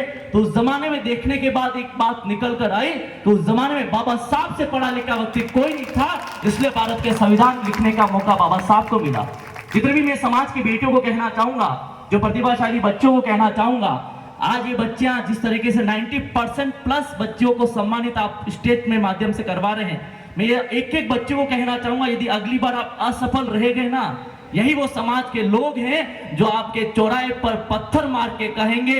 इसलिए आज आप स्टेज पे बैठे हो तो ये कसम खा के जाओ, 2-3 साल समाज में मत आओ, लेकिन अगली बार जब आओ तो IPS IAS बनकर समाज में आओ, तब मुझे लगेगा आप सभी को यहाँ स्टेज पे बैठाना, इस संस्थान का एक नई भूमिका निभाना, सुरेश जी भाई साहब का एक अपने आप में संशोधन करना दुनिया के सबसे बड़े ऐतिहासिक पलों में से। साथियों, बड़ा दुख भी होता है कि जब समाज में जाते हैं, कल मेरी बात चल रही थी कि शेखावाटी का शिक्षा को लेकर बहुत बड़ा बलिदान रहा है, क्योंकि हम जिस क्षेत्र से आते हैं वही क्षेत्र नहीं, जहाँ मैं मारवाड़ जाता हूँ, वागड़ जाऊँ, हाड़ौती जाऊँ, ब्रज जाऊँ, जहाँ पर भी जाता हूँ, शेखावाटी का हर एक इंसान किसी न किसी विभाग में मिलता है। लेकिन इतने विभाग में मिलने के बाद जब समाज में उसी शेखावाटी क्षेत्र में कार्यक्रम होता है तो समाज में वो नहीं मिलता, तब बड़ा दुख होता है इस बात को लेकर कि उस जमाने में किसी व्यक्ति ने आरक्षण इसलिए नहीं दिया कि वो अपने बाल बच्चों को पाले, इसलिए भी नहीं दिया कि वो अपने नाम के आगे बढ़िया पद लगाए। बाबा साहब ने जब मरते टाइम पर जब रिजर्वेशन की प्रथा कही, तो आप सभी को पता है कि बाबा साहब की चौथी औलाद मर रही थी, तो उनकी खुद की पत्नी ने कहा कि बाबा साहब 1, 2, 3 औलादें अपनी मर चुकी है, चौथी औलाद मर सकती है, आप कुछ कहाँ जा रहे हैं? तो बाबा साहब ने कहा, आज मैं पीछे मुड़कर जब कहा कि आज मैं यहाँ रुका तो मेरी औलाद को बचा पाऊंगा, लेकिन उस गोल में समझ में नहीं गया तो समाज की सारी औलादें मर जाएगी। इतना बड़ा विश्वास उस व्यक्ति का था। सोचो बाबा साहब जहां पर भी होंगे, मैं सरकारी नौकरी करने वाले, क्योंकि सुरेश जी भाई साहब कह रहे थे कि हमने जमीन ले ली है, 2 लोगों ने कमरे भी बोल लिए। मैं सुरेश जी भाई साहब को आह्वान करता हूँ, लास्ट टाइम में एक कार्यक्रम में गया था जिसका नाम रेवदर, जो सिरोही क्षेत्र में आता है, मैंने वहां के युवाओं को कहा, वहां के बड़े बुजुर्गों को कहा कि ये मेघवाल समाज है जिसके आराध्य बाबा रामदेव जी रहते हैं। जब हमारा समाज का व्यक्ति जिसके घर में कुछ हो या नहीं हो, घर से जब 100 रुपए इकट्ठा करके समाज का जब 3 करोड़ का मंदिर बना सकता है, तो मुझे पूर्ण विश्वास ये उम्मीद है यह वही समाज है जो चाहे गरीब जिए गरीब मरे फर्क नहीं, लेकिन घर से हजार लाखों रुपए इकट्ठा करके अगली बार आप 5 मंजिला की बात कर रहे हैं, समाज वो दम है, 6 मंजिला AC रिलेटेड हमारा हॉस्टल बनेगा। ये विश्वास आपको इस सदन के माध्यम से मैं दिला सकता हूँ। हो सकता है मेरी बातें आपको थोड़ी सी अटपटी लगे, क्योंकि मैं यहाँ ना तो उपरना ओढ़ने आया हूँ, ना मैं सापा पहनने आया हूँ, मैं यदि समाज का बेटा हूँ तो कहने आया हूँ, किसी व्यक्ति ने आरक्षण की व्यवस्था में इतना बड़ा आपका योगदान दिया, तो बाबा साहब ने एक बात का पंक्ति में लिखी थी, ये आरक्षण के पीछे सभी साथी एक पे बैक टू सोसाइटी के माध्यम से समाज का सहायता करें। मैं तो जिस तरह से सुरेश जी भाई साहब अपने मंच के माध्यम से जब कह रहे थे कि समाज के सभी जितने भी लोग वो जो सरकारी नौकरी में हैं, सबको सहयोग करना चाहिए, मैं नहीं समझता करना चाहिए, करना ही है, क्योंकि बाबा साहब जहां पर भी देख रहे होंगे, उनको यदि सच्ची श्रद्धांजलि देनी है तो करना पड़ेगा। क्योंकि मुझे पता है जितना भी समाज सरकारी नौकरियों में है, तो शायद आपने एससी कैटेगरी का वो कॉलम जरूर भरकर नौकरी ली होगी। यदि कॉलम भरकर नौकरी ली है चुपके से, तो दिखा दो कि हमारा समाज का हॉस्टल 5 मंजिला भी बनेगा, उसमें एससी में बच्चे भी पढ़ेंगे, एक गरीब घर का बच्चा अधिकारी भी बनेगा, नीट भी क्लियर करेगा, समाज का हॉस्पिटल भी बनेगा। और समाज का व्यक्ति सेवा करके, जिस तरीके से कहा कि समाज के डॉक्टर के पास कोई नहीं आएगा, जब समाज में यूनियन होगी, समाज के डॉक्टर में यूनियन होगी, तो समाज में डॉक्टर्स के संघ का यदि अध्यक्ष बनेगा, तो वो भी भविष्य में मेघवाल समाज का बनेगा। इस बात का विश्वास इस सदन से मैं आप सभी के बीच में बता सकता हूं। साथियों, जब शिक्षा की बात आती है, बहुत सारी बेटियां, बहुत सारे बेटे, जिस तरह से बात हुई इस क्षेत्र में बहुत सारे, क्योंकि मैं विधायक महोदय से जब बात कर रहा था तो मैंने कहा, पूछा कि यहाँ पर इनकम सोर्स का क्या है, तो लोगों ने, विधायक महोदय ने कहा, इस क्षेत्र में बहुत सारे लोग खेती से जुड़े हैं, बहुत सारे लोग आसपास के लोग दुकानों से जुड़े हैं, बहुत सारे, हो सकता है ऐसे लोग हैं, ऐसे बच्चे हैं जो संघर्ष करके पढ़ रहे हैं। मैं साथियों में एक बार कार्यक्रम में गया, मेरे को किसी व्यक्ति ने कहा कि सर हम पढ़ना चाहते हैं, हम भी पढ़ना चाहते हैं, लेकिन हमारे माता और पिता की स्थिति अच्छी नहीं है। मैं इस सदन के माध्यम से 8वां प्रतिभा सम्मान समारोह के माध्यम से कहना चाहूंगा, और इस समय सुरेश जी भाई साहब को मैं कोट करूंगा कि मैं गरीब घर में जन्मा, ये मेरी गलती नहीं है, लेकिन मेरे माता पिता उसी गरीब घर में रह के मर जाए तो दुनिया की सबसे बड़ी कोई गलती कर रहा है तो आप और हम मिलकर कर रहे हैं। हो सकता है कि आपका जन्म एक केहलू के घर में हुआ हो सकता है कि आपका जन्म एक छपरे के घर में हुआ हो, लेकिन हमारे माता पिता के अंतिम दर्शन एक महल से विदा होने चाहिए, तब मुझे लगेगा आप सभी का यहाँ आना, मेरी बात को आपके बीच में रखना दुनिया के सबसे बड़े ऐतिहासिक पलों में से। साथियों, जिस तरह से बिटिया बेटी हैं, क्योंकि इससे पहले हमारे बहुत साहब ने एक बात कही कि बाबा साहब ने उस जमाने में कहा, किसी समाज, किसी वर्ग, किसी धर्म की तरक्की नापनी है तो पुरुष के वर्ग को ना नापिए, उस समाज में महिलाओं की तरक्की नापिए। जिस समाज में महिला आगे है, समाज आगे है, शिक्षित समाज बनेगा। और समाज की जितनी महिलाएं बेटी मैं कहना चाहूंगा, बहुत सारी बहनें, बेटियां जो पियर पक्ष में होती है, मैं यहाँ स्टेज पे जितनी बेटियां, उनको भी मैं इस टाइम पे कोट करूंगा, और संस्थान से जुड़ी जितनी बेटियां बहनें, उनको भी मैं कोट करूंगा। बहुत सारों को लगता है कि बेटी होना घर का मान सम्मान है, मैं कभी नहीं समझता कि बेटी घर का मान सम्मान होती है। बेटी घर का एक अभिमान होती है, घमंड होती है कि मेरी बेटी है। इस बात का विश्वास एक बेटी को दिलाना पड़ेगा।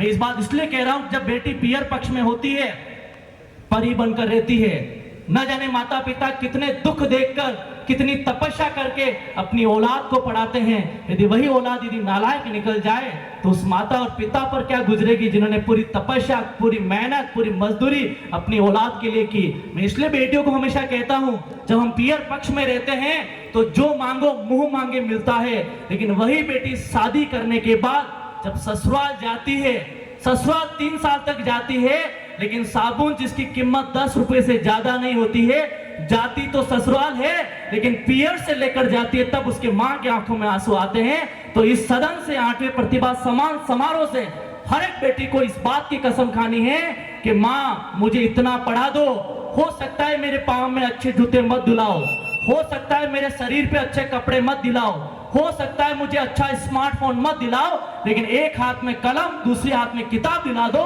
क्योंकि ये जिस दिन मेरे हाथों के सामने हो जाएगी, हाथों के हाथ में हो जाएगी, तो आने वाले टाइम में एक नए राष्ट्र का निर्माण होगा। तब दुख होता है एक माँ को। इसलिए माँ और पिता के लड़ाई झगड़े होते हैं, बेटे और बेटी जानते हैं। मैं इसलिए इतनी बात कह रहा हूं क्योंकि मुझे प्रतिभाओं के लिए बुलाया गया है, प्रतिभाओं के लिए बात रखने के लिए बुलाया गया है। जब पिता और माँ की एक लड़ाई होती है, तो जब माँ के 10 बार आंखों में आंसू आते हैं, तो 8 बार का कारण पैसा होता है। इसलिए माँ बार बार बेटी और बेटों को कहती है, बेटा पढ़ ले, क्योंकि आज तू यहाँ है तो बेटी है, अगले घर जाएगी तो बहू बनकर। तो मैं चाहता हूँ इस सदन से जितनी भी बेटियां पढ़ रही है, हो सकता है कि मेरी बातें आपको चुभ रही हो, कोई फर्क नहीं पड़ता है, कुछ शौक कम करना फर्क नहीं पड़ता है, लेकिन आज यहाँ जिस तरह से बेटी बनकर अपने पियर में रह रहे हो, ऐसा कुछ करके दिखाओ, ऐसी कुछ नौकरी लगकर दिखाओ कि अगले घर जाओ तो बहू नहीं बेटी बनकर जाओ। तब मुझे लगेगा आप सभी का आना, मेरी बात को आपके बीच में रखना दुनिया के सबसे बड़े ऐतिहासिक पलों में से होगा। साथियों, क्योंकि बहुत सारे युवाओं को लेकर बात रखने के लिए आपके झुंझुनू दरा पे आप आया हूं। मैं एक बात जो मैं हमेशा युवाओं को लेकर समर्पित कहता हूं, क्योंकि बेटियों को शिक्षा देना, बेटों को शिक्षा देना सबसे बड़ा त्याग है।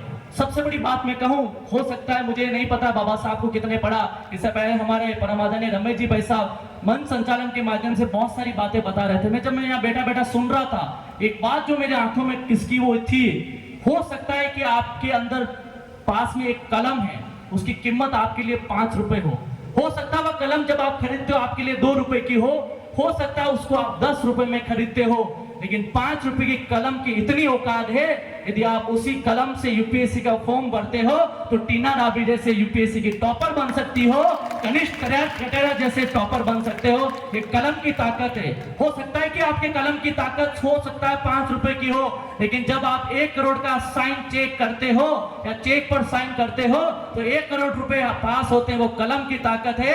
आपके कलम की ताकत इतनी चलनी चाहिए, जब आप साइन करो तो किसी का ट्रांसफर हो जाए, किसी की जमानत जब्त हो जाए, कोई बरी हो जाए, कोई किसी के लिए हो सकता है उसकी नियुक्ति हो जाए। ऐसी कलम की ताकत आज यहाँ पर सुरेश जी भाई साहब तथा टीम के माध्यम से 8वें प्रतिभा सम्मान समारोह के माध्यम से रखी। साथियों में एक बात जो हमेशा मुझे खिसकती है, जो खटकती है, पिछली बार भी प्रतिभा सम्मान समारोह में आया, उससे पिछली बार नहीं आ पाया, लेकिन मेरा यहाँ लगभग 4था से 5वां कार्यक्रम है।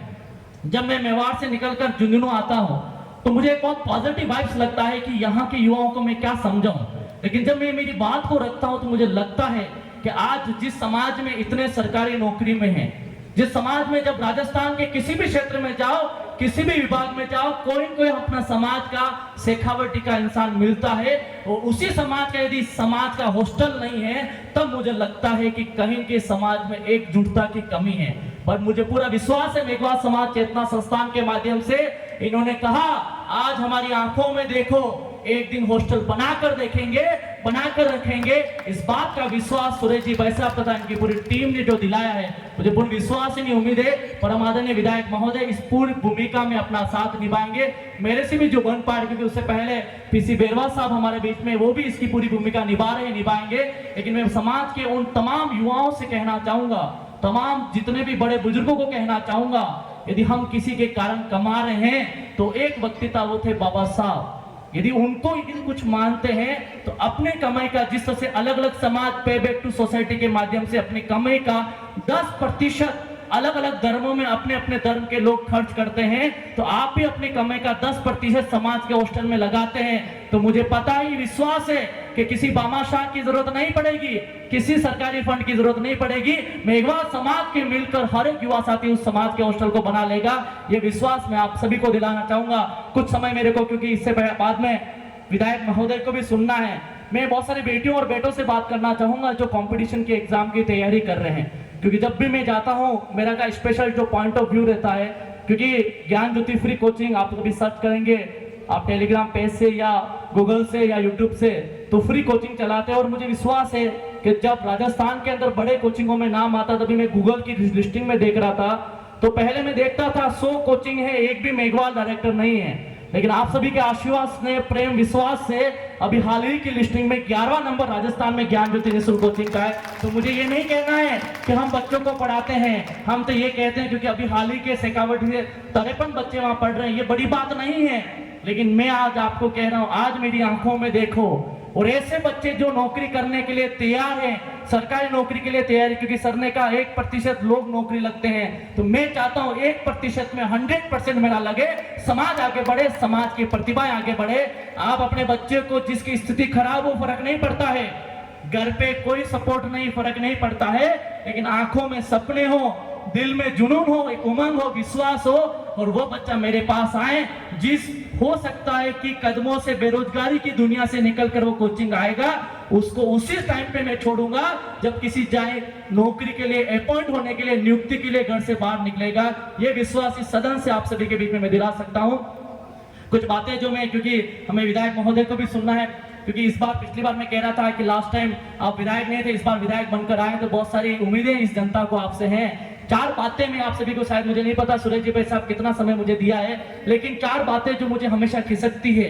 बहुत सारी बेटियां ये सोचती हैं, बहुत सारे बेटे ये सोचते हैं कि हम पापा और मम्मी की जगह होते तो हम ये कर लेते हैं। मैं क्यों बड़े बुजुर्गों को सिखाने के लिए नहीं आया हूँ, लेकिन 4 बातें किसी बच्चे को पढ़ते टाइम उसको लगता है कि मेरे जीवन में डिमोटिवेशन हो रहा है, मेरे जीवन अच्छा नहीं चल रहा, 4 बार रीट दी, एक भी बार सिलेक्शन नहीं हुआ, 4 बार नीट दी, एक भी बार सिलेक्शन नहीं हुआ, 5 बार पटवारी दी, एक भी बार सिलेक्शन नहीं हुआ, दूसरी बार सीईटी दी, हो सकता नहीं हो। उन बच्चों के लिए कुछ चीजें मैं आप सभी के बीच में डिस्कस करना चाहूंगा। किसी बेटे और बेटी को ऐसा लगता है कि सर रात को 10 बजे पढ़ते पढ़ते नींद आ रही हो, या आपकी किसी बातों से आप क्रिटिसाइज फील कर रहे हो, या किन्हीं की बातों से आप डिमोटिवेट फील कर रहे हो, तो कुछ बातें मैं आप सभी को बीच में रखना चाहूंगा। किसी समाज के बेटे और बेटी को ऐसा लगता है कि रात को 10 बजे पढ़ते पढ़ते नींद आ रही हो, तो कुछ मत करना। जिस कुर्सी से पढ़कर आपको नींद आ रही है, उस कुर्सी से उठना, और उठने के बाद पापा जी की अलमारी खोलना, और पापा जी की अलमारी खोलने के बाद पापा जी के शर्ट निकालना। यदि आप 10 शर्ट पापा के निकालेंगे तो उसमें से 8 शर्ट ऐसे होंगे जिनके कॉलर आज भी घिसे हैं। एक पिता पूरी जवानी लगा देता है अपने बच्चों को पढ़ाने के लिए, फिर भी उस बेटी और बेटी को लगता है कि मुझे नींद आ रही है। नींद उस टाइम पर निकालना जिस पिता ने सुबह कब उठा फर्क नहीं पड़ा, क्या खाया फर्क नहीं पड़ा, शाम को सभी परिवार के लिए सब्जी लेकर आया और शाम को सबने हरी सब्जी खाई, इस बात का फर्क पड़ा। क्योंकि पिता चाहता है मैं भूखा रहूं, फर्क नहीं पड़ता है, लेकिन मेरी औलाद आने वाले टाइम में भूखी नहीं रहे, ये सबसे बड़ा फर्क पड़ता है। एक पिता की कुर्बानी कई अक्षरों में नहीं लिखी जाती है, लेकिन सबसे बड़ा कुर्बान जो कोई देता है परिवार में, एक पिता करता है। तो बेटे और बेटी को आज के बाद किसी को देखकर पढ़ना है तो अपने पिताजी की कुर्बानी, जो अकाल रात में काम कर रहे हैं, खेत में काम कर रहे हैं, इस गर्मी में काम कर रहे हैं, इसलिए कर रहे हैं कि मैं नहीं पढ़ पाया इसलिए मेरे को काम करना पड़ रहा है, इस कारण से मेरे बेटा बेटी नहीं पढ़ पाएगा, कल को ये काम नहीं करना पड़े, इसलिए वो पिता आपके लिए कुर्बानी लगाकर नए शर्ट नहीं खरीदता है। आपकी जिम्मेदारी इतना पढ़ना है कि अगली बार नौकरी लगकर पहली सैलरी से पापा को नई 10 शर्ट गिफ्ट करनी है, तब मुझे लगेगा मेरी बात का आपके बीच में रखना अपने आप में दुनिया के सबसे बड़े ऐतिहासिक पलों में से है। फिर भी किसी बेटे और बेटी को लगता है कि सर अब भी हमें नींद आती है, रात को 10 बजे पढ़ते पढ़ते हैं, बहुत डिमोटिवेट हो रहे हैं, डिमोरलाइज हो रहे हैं, क्रिटिसाइज हो रहे हैं। लेकिन मैं आपको बता दूं, जब भी किसी बच्चे को ऐसा लगता है कि रात को 10 बजे पढ़ते पढ़ते नींद आ रही है, तो उस दिन सो जाना और अगले दिन उठना, और उठने के बाद मम्मी के साथ सब्जी मार्केट जाना। मम्मी जब सब्जी तोलते हुए देखना, एक माँ 10 रुपए किलो आलू को 8 रुपए किलो करवाने के लिए 2 घंटे लगा देती है। आपको भी पता है कि 2 रुपए से मम्मी की साड़ी नहीं आती है, लेकिन माँ को पता है कि आज मैं फिजूल खर्च कर लूंगी, फर्क नहीं पड़ेगा, लेकिन कल बचाकर मेरी बेटी को शिक्षा दूंगी तो बहुत बड़ा फर्क पड़ेगा। वो माँ होती है, कहने में छोटा शब्द है लेकिन निभाने में जिंदगी लग जाती है। यदि मुझे समय मिले, समय यदि मेरे पास है, तो मैं एक छोटी सी बात माँ के ऊपर कहना चाहूंगा, और जितने भी लोग पूरे मन से सुनना, मंच के लोग भी जानते हैं, हो सकता है पिता सुबह निकल जाए नौकरी करने के लिए, लेकिन पूरा जीवन बच्चों के साथ निभाती माँ है। तो माँ के लिए मैं कहना चाहूंगा एक छोटी सी कहानी, यदि मुझे समय मिल रहा है तो शायद मैं कह पाऊं, शायद तो माँ के लिए मैं ये कहना चाहूंगा कि एक छोटी सी कहानी है, हो सकता है उस कहानी से मैं बहुत प्रेरित होता हूँ, आप भी प्रेरणा लें, और मंचासीन जितने बच्चे वो भी प्रेरणा लें, क्योंकि माँ की कुर्बानी दिखती किसी को नहीं है, लेकिन माँ होती है जो सबसे ज्यादा बीमार होती है, सबसे पहले उठती है, सबसे लास्ट सोती है, लेकिन बीमारी किसी को नहीं कहती कि मैं बीमार हूँ। वो माँ होती है इसलिए क्योंकि अपनी औलाद बिना खाए नहीं जाए, अपनी औलाद टिफिन लेके, गर्म टिफिन लेके जाए, ये माँ का फर्ज होता है और माँ निभाती है। मैं चाहता हूँ फिर उसके बदले में बच्चा क्या करता है, एक छोटी सी कहानी जो हो सकता है कि बेटे और बेटी समझ पाए। एक बार छोटी सी कहानी में ये बात है, एक छोटा बच्चा होता है 6-7 महीने का, उसके पिताजी गुजर जाते हैं, उसकी माँ एक आंख से कानी थी। सुनिएगा, इस कानी का मतलब आप समझ रहे होंगे, एक आंख उसकी नहीं थी। तो बेटा थोड़ा सा बड़ा होता, उसके पिताजी नहीं होते हैं, तो माँ हमेशा उसको बड़े लाड प्यार से रखती थी। जब बेटा थोड़ा सा बड़ा हुआ, 3-4 साल का, तो 4 साल का जैसे बड़ा हुआ, उसको स्कूल में प्रवेश कराने के लिए माँ ले गई। तो जो माँ ले गई, तो जब उसको पता चला उसके दोस्तों को इसकी माँ की एक आंख नहीं है, तो जब तक वो नहीं समझता था कि मेरी माँ कानी है, लेकिन जब धीरे धीरे समझदार हुआ तो उसके दोस्त चिढ़ाने लगे, लेकिन माँ कानी है, तो कानी माँ का बेटा है। जब वो समझने लगा तो अपनी माँ को आके कहा कि माँ अब मैं बड़ा हो चुका हूँ, तू मुझे छोड़ने मत आया कर। लेकिन माँ की ममता होती, बेटा तू इतना बड़ा नहीं है, तेरे को उंगली पकड़ के स्कूल ले जाऊंगी। कुछ समय निकलता है, थोड़ा सा और बड़ा होता है, 8वीं में आता है, तो फिर माँ से लड़े झगड़ा करता है कि माँ तू स्कूल आती है तो स्कूल के टीचर चिढ़ाते हैं, ये कानी माँ का बेटा है, इसकी माँ कानी है, तू स्कूल छोड़ने मत आया कर। माँ ने कहा तू इतना बड़ा नहीं है, लेकिन तेरे को गली में छोड़ने आऊंगी, स्कूल नहीं छोड़ने आऊंगी, कि तेरे को बहुत सारे लोग चिढ़ाते हैं। जब गली में छोड़कर जाती थी, ये देखती थी कि बेटा स्कूल पहुंच गया, तो वहां के आसपास के मोहल्ले के लोग चिढ़ाते थे, तो घर आके कहता था माँ जब तू स्कूल में आई तब मेरे स्कूल के बच्चों ने चिढ़ाया कि तू कानी माँ का बेटा है। जब तू स्कूल के अंदर टीचर के सामने टीचर ने चिढ़ाया, जब तू कॉलोनी में आती है तो कॉलोनी के सारे लोग चिढ़ाते तू कानी माँ का बेटा है। लेकिन माँ की ममता होती है, वो उससे छुप नहीं सकती है, फिर भी वो देख देख कर वो छोड़ने जाती थी। लेकिन जैसे वो बच्चा कॉलेज में आता है, उसने कसम खाई कि माँ स्कूल में मेरी बेइज्जती हुई तेरी कानी आंख की वजह से, अब तू कॉलेज में मत आना। फिर भी माँ की ममता होती, वो कॉलेज में जाती है, कुछ दोस्तों को पता चलता है ये लड़के की माँ कानी है, कॉलेज में भी माहौल बन जाता है कानी माँ का बेटा है।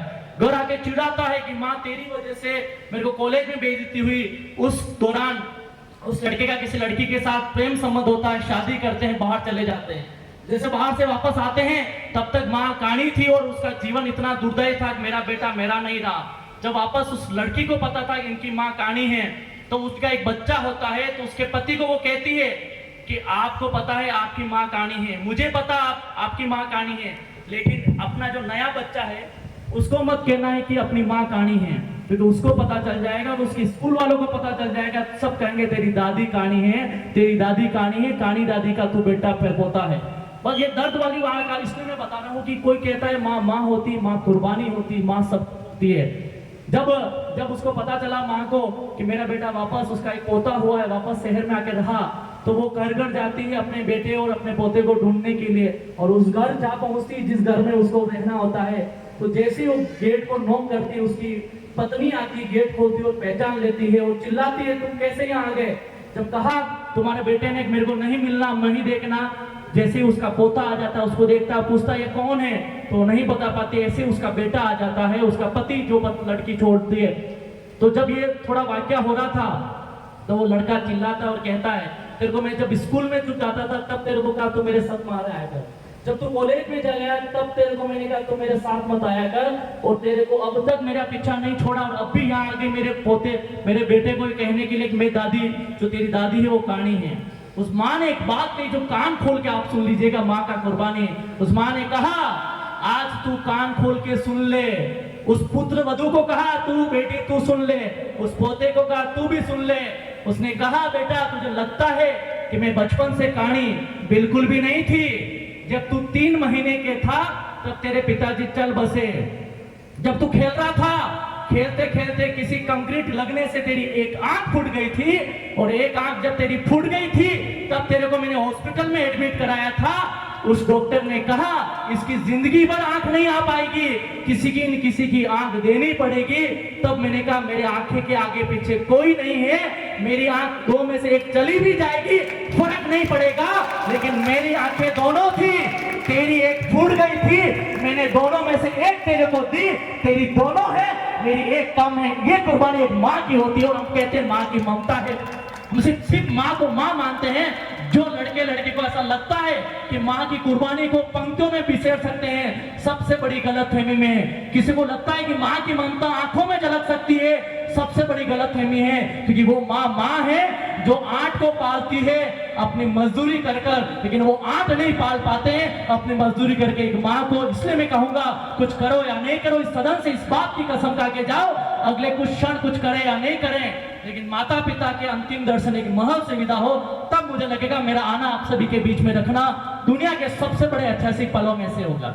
फिर भी क्योंकि मैं जब ये बात कहता हूँ बहुत सारे लोग इमोशनल हो रहे हैं, बहुत सारे आंखों में आंसू, लेकिन वो रिलेट कर पा रहे हैं हम क्या चाह रहे हैं। मैं चाहता हूँ जिस कुर्बानी से एक पापा और मम्मी कितनी मजदूरी करके जवानी खत्म करते हैं अपनी औलाद को पढ़ाने के लिए, और वही औलाद जवान बनकर अपने बुजुर्ग माता पिता का जीना हराम कर दे, तो मुझे लगता है यहाँ बैठना, इतने बड़े कार्यक्रम करना, ये शान शौकत रखना सिर्फ दुनिया में नाम मात्र होगी।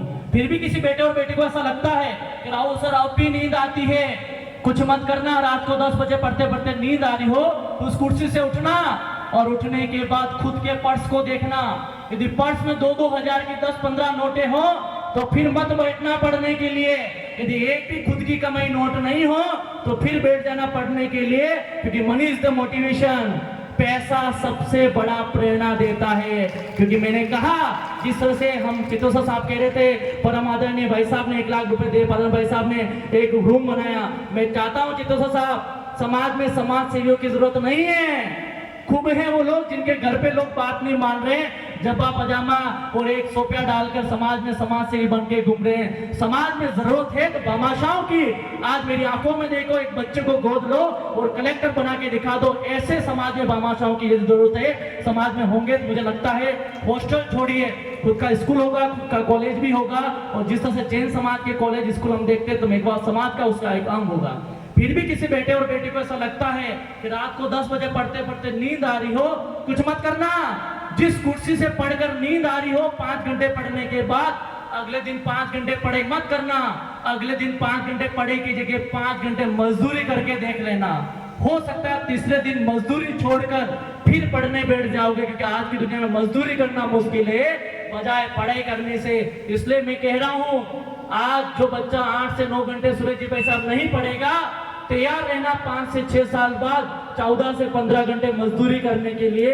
क्योंकि खोने के लिए कुछ नहीं है, लेकिन पाने के लिए सारी नौकरियां भी हैं। अभी आपने तैयारी की तो हो सकता है कुछ समय में आपकी नौकरी लग जाए। ज्यादा समय नहीं लूंगा क्योंकि बहुत सारे वक्ताओं को हमें सुनना, उन प्रतिभाओं को सम्मानित करना। और मैं स्पेशल उन बच्चों को कहना चाहूंगा, आज आप सबकी शक्ल इन लोगों ने देख ली है। आप चाहें दुनिया में मजाक का जरिया बनना चाहें तो बेरोजगार बन जाना। क्योंकि जब मैं यहाँ बैठा था कुछ लोग पीछे पीछे बैठ के कुछ बेटियां आपस में मुस्कुरा रही थी। मैं जब देखकर एक बात जो मुझे खनकी, वो मैंने कहा कि आज मुस्कुरा लो, फर्क नहीं पड़ता है, लेकिन समय बेटा ऐसा मत लाना जब जिंदगी बेरोजगारी की चल रही हो, चौराहे पे आप खड़े हो और दुनिया आप पर मुस्कुरा रही हो, वह दिन आपका नहीं आना चाहिए। इसलिए आज अच्छा पढ़ लो, आज किसी को सुन लो, दुनिया में किसी को सुनने की जरूरत नहीं पड़ेगी। तो मैं बेटियों और बेटों को कहना चाहूंगा, आज अपनी कमर ऐसी कस लो कि दुनिया में जब कभी सिलेक्शन की बारी आओ तो सिलेक्शन का बारी में सबसे ज्यादा सिलेक्शन झुंझुनू के हो। झुंझुनू को छोड़ो, जिस समाज से हो, मेघवाल समाज से हो। मेघवाल समाज को छोड़ो, जिस संस्थान से हो, मेघवाल समाज चेतना संस्थान से हो। तब मुझे लगेगा आप सभी का आना, मेरी बात को आपके बीच में रखना। दुनिया के सबसे बड़े ऐतिहासिक पलों में से अब मेरी बात को समाप्त करूंगा, उससे पहले 4 पंक्तियों से मेरी बात को विराम दूंगा। बहुत सारी समाज की बेटियां ये सोचती है कि राहुल सर, मैं मेरी मम्मी की जगह होती तो मैं ये कर लेती। बहुत सारे समाज के बेटे ये सोचते हैं, पापा आप बहुत सीधे पढ़ते हो, बहुत भोले हो, आपकी जगह में होता तो मैं ये कर लेता। तमाम युवाओं को मैं समर्पित कर रहा हूँ 4 पंक्तियां। कभी कभी हम सोचते हम बहुत देरी से आए, हमें तो अकबर की तानाशाही में आना था, हमें तो बीरबल की यादों में आना था, हमें तो बाबा साहब के समय आना था। फिर हम सोचते हैं आए हैं तो सही समय पर आए हैं। रच डाले इतिहास उन लोगों ने। मेघवाल समाज चेतना संस्थान एक नया इतिहास रचने आया है। जोरदार तालियां युवा साथी, बड़े बुजुर्ग, माता बहने, मंचासीन अतिथियों के लिए, स्पेशल उन बच्चों के लिए जो 90% प्लस लाए, स्पेशल उस छोटे भाई के लिए तालियां। आउट ऑफ 720 में से 705 705 नंबर लाना बहुत बड़ी बात है। मैं कहूंगा भाई आप आगे आए, क्योंकि ये वो हीरे हैं, ये तो 12वीं पास हैं, बड़ी बात नहीं है। उससे बड़ी बात 12वीं पास करने के बाद नीट की तैयारी कर 720 में से 705 नंबर लाना सबसे बड़ी बात है। एक बार जोरदार ताली इस भाई के लिए। फिर मैं एक बात वापस जो मैंने स्टार्ट के पंक्तियों में कही, हम गरीब घर में जन्मे, हमारी गलती नहीं है, लेकिन हमारे माता पिता उसी गरीब घर में रह के मर जाए तो दुनिया की सबसे बड़ी गलती होगी। इस सदन में, मेघवाल समाज चेतना संस्थान में माध्यम से सदन में बैठने वाला सभी बच्चों को कहना चाहूंगा, इस कुर्सी से कसम खा लो, 1-2 साल कार्यक्रम में मत आओ। जब भी आओ तो लाल बत्ती की गाड़ी में डोल नंगाड़ी के साथ आओ, तब मुझे लगेगा यहाँ प्रतिभाओं का सम्मान नहीं, सबसे बड़ा ऐतिहासिक पल है। थोड़ा सा मेरा परिचय देता हूँ। मेरा नाम इंजीनियर राहुल मेघवाल है। छोटे से गांव से निकलने के बाद मेरे भी छोटी सी आंखों में बड़ा सपना था IIT करने का। जब मैं किसी कोचिंग में गया तो कोचिंग में गया, फर्स्ट दिन गया तो मैं 2010 की मैं बात बता रहा हूँ। मैं बात इसलिए कहता हूँ, लास्ट में किसी बच्चे को लगता है शिक्षा मतलब पैसा, पैसा मतलब शिक्षा, ऐसा नहीं है। खुद की हिम्मत इतनी होनी चाहिए कि पैसा छोटा लगे शिक्षा के सामने। 2010 में जब मैं किसी कोचिंग में गया तो पहले दिन जब मेरे को डायरेक्टर से बात हुई तो डायरेक्टर ने कहा 70,000 रुपए राहुल लगेंगे। जब किसी गरीब किसान के बेटे के पास पैसा नहीं होता है तो सभी को पता है, हम सभी के पास एक शब्द होता है, वो है निवेदन। जब मैंने उनसे रिक्वेस्ट किया सर मुझे पढ़ा दीजिए, तो उन्होंने मेरे को कहा नहीं राहुल, आज की शिक्षा पैसों वालों की हो गई है, हम आपको फ्री शिक्षा नहीं दे सकते हैं। ये फ्री कोचिंग का कंसेप्ट क्यों आया ये मैं बताना चाह रहा हूँ।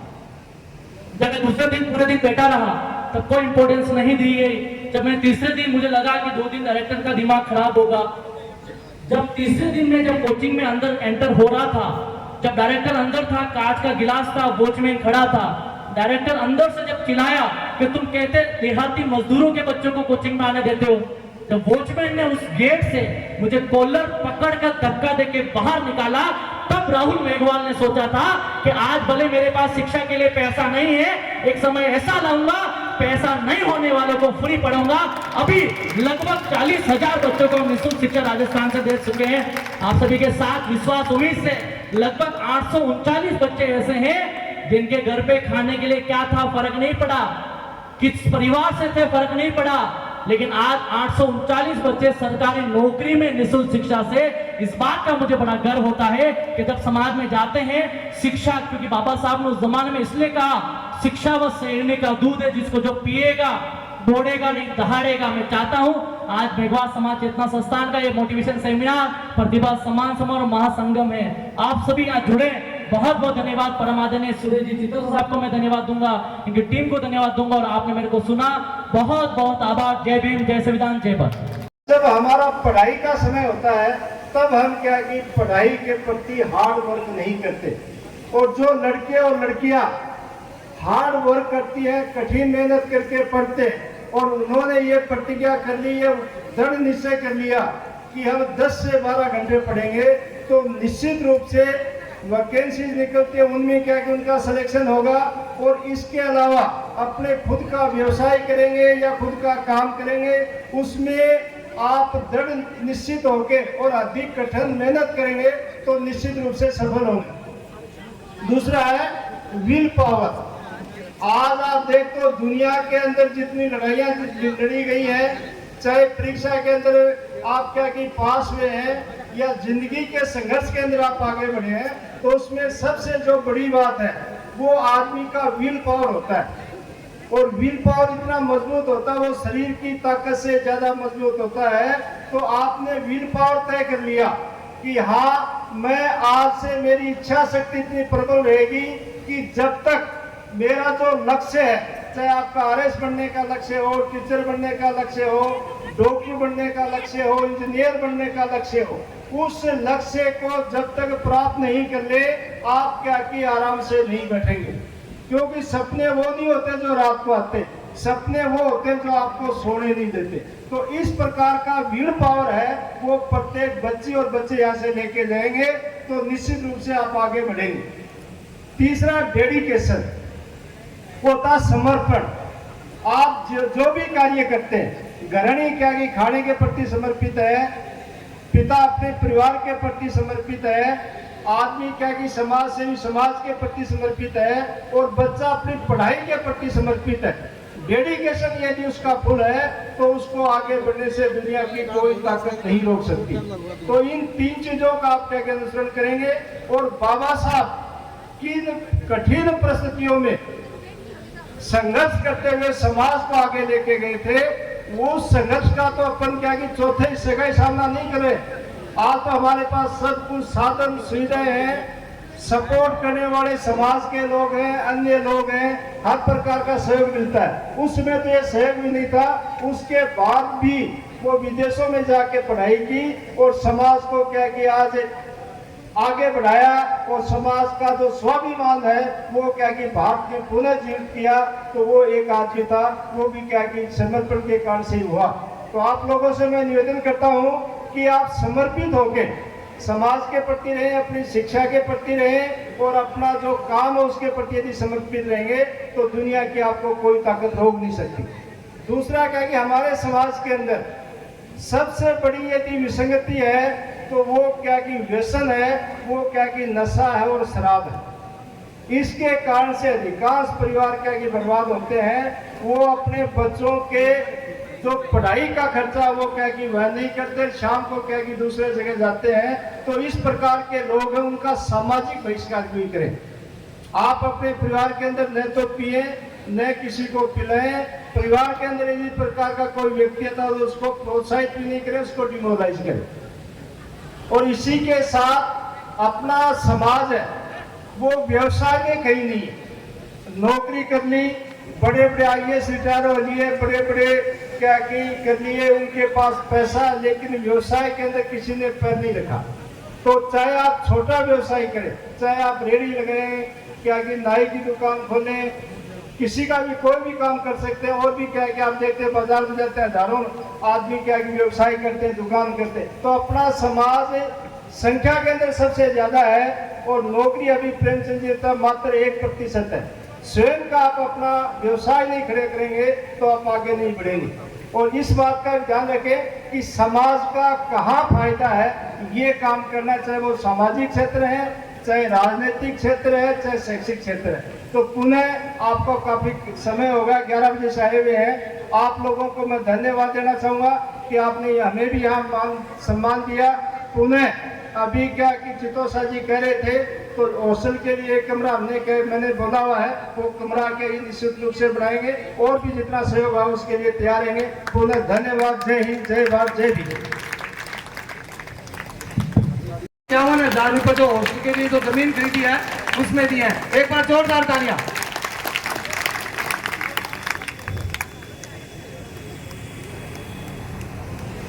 मैं कहूँगा बाबा साहब भीमराव अम्बेडकर, आप कहेंगे जिंदाबाद जिंदाबाद 2 बार। बाबा साहब भीमराव अम्बेडकर जिंदाबाद जिंदाबाद। आज के इस कार्यक्रम में मंच पे विराजमान कार्यक्रम की अध्यक्षता कर रहे जाने माने प्रसिद्ध चेहरे, प्रसिद्ध नाम, समाज सेवी, सेवानिवृत्त अधिकारी PC बेरवाल साहब, इस कार्यक्रम के मुख्य अतिथि के रूप में विधायक महोदय पितराम जी काला साहब, अतिथि के रूप में पधारे इंदिराज जी, हमारे वरिष्ठ जन प्रबुद्ध जन के रूप में अनुज जी भाई साहब और मंच पे विराजमान समस्त अतिथिगण और इस प्रांगण में दूर दराज गांवों से पधारे मेरे पिता तुल्य बुजुर्ग, मातृशक्ति और युवा साथियों। देखिए, मैं इतना ही कहना चाहूँगा, कार्यक्रम तो हर साल होता ही आया है, होना भी चाहिए, आगे भी होता रहेगा। लेकिन आप लोग आज एक पूरा दिन समाज के लिए देने के लिए आए हैं। मेरा मानना लगभग आज का पूरा दिन ही जाएगा। बच्चियों का भी गया है, महिलाओं का भी है, युवा भी हैं, बुजुर्ग भी हैं, कोई कामगार भी हैं, कोई कर्मचारी भी हैं। तो आज के इस पूरे दिन की सार्थकता क्या रहेगी? जब हम वापस घर लौटेंगे तो आज हम क्या सीख करके जा रहे हैं, क्या पढ़ लेके जा रहे हैं? यदि ऐसा आप में से कोई व्यक्ति, कोई विद्यार्थी, कोई बुजुर्ग, कोई माता बहन करके जाती है तो मेरा मानना है कि आज के कार्यक्रम की एक सार्थकता जरूर रहेगी। शिक्षा से जुड़ा ये कार्यक्रम प्रतिभाओं के सम्मान के रूप में आयोजित किया जा रहा है। सबका ध्यान आकर्षित करना चाहूंगा कि हम सब ने पढ़ा है, शिक्षा एक शेरनी का दूध है, जो पिएगा वो दहाड़ेगा। बाबा साहब ने ऐसा लिखा है, ज्यादा से ज्यादा हमको शिक्षित होना है, पढ़ना लिखना है। लेकिन बाबा साहब ने साथ में ये भी कहा है कि समाज को धोखा नहीं देना है। समाज को धोखा देने वाले लोग भी पढ़े लिखे लोग ही रहे हैं, ऐसा भी बाबा साहब ने कहा है। आप अपने आप से खुद से एक सवाल जरूर पूछिएगा, जितने लोग आज इस प्रांगण में विराजमान हैं, उनमें से कितने लोग ऐसे हैं जिन्होंने बाबा साहब को पढ़ा है? कोई हाथ खड़ा करके कह सकता है कि हम लोगों ने बाबा साहब को पढ़ा है? मुश्किल से 3 या 4 हाथ खड़े हुए। ये एक बहुत बड़ी शर्म की बात है, जिसके दम पे आज हम यहाँ पे पहुंचे हैं, जिसकी बात हम करते हैं, जिसके सम्मान में हम चलते हैं। और जब बात आती, आप सब पढ़े लिखे बच्चे हैं, तो कभी सोचा नहीं कि मैं भी बाबा साहब को पढ़ूं, कम से कम उनको जानूं? लेकिन केवल 3 हाथ खड़े हुए कि बाबा साहब को हमने पढ़ा है। बाबा साहब को पढ़ने की आवश्यकता सबसे पहले, उनके विचारों को जानने की आवश्यकता है, और उसके बाद उन्होंने जो पीड़ाएं रखी हैं वो भी समझने की आवश्यकता है। क्यों आवश्यकता? केवल बाबा साहब जिंदाबाद बोलने से समाज का भला नहीं होगा। आप लोग ये समझ रहे हो मैं जय बाबा साहब की करता रहूंगा समाज का भला हो जाएगा? कभी नहीं होगा। समाज का व्यक्ति समाज के व्यक्ति के काम आएगा, एक दूसरे को साथ लेकर के चलेगा, एक दूसरे की पीड़ा को देखते हुए चलेगा, तो इस समाज का भला होगा, अन्यथा नहीं होगा। मैं आपको एक उदाहरण के माध्यम से समझाना चाहूंगा। संविधान निर्माता, केवल संविधान निर्माता नहीं, आपको संज्ञान में लेना चाहूंगा।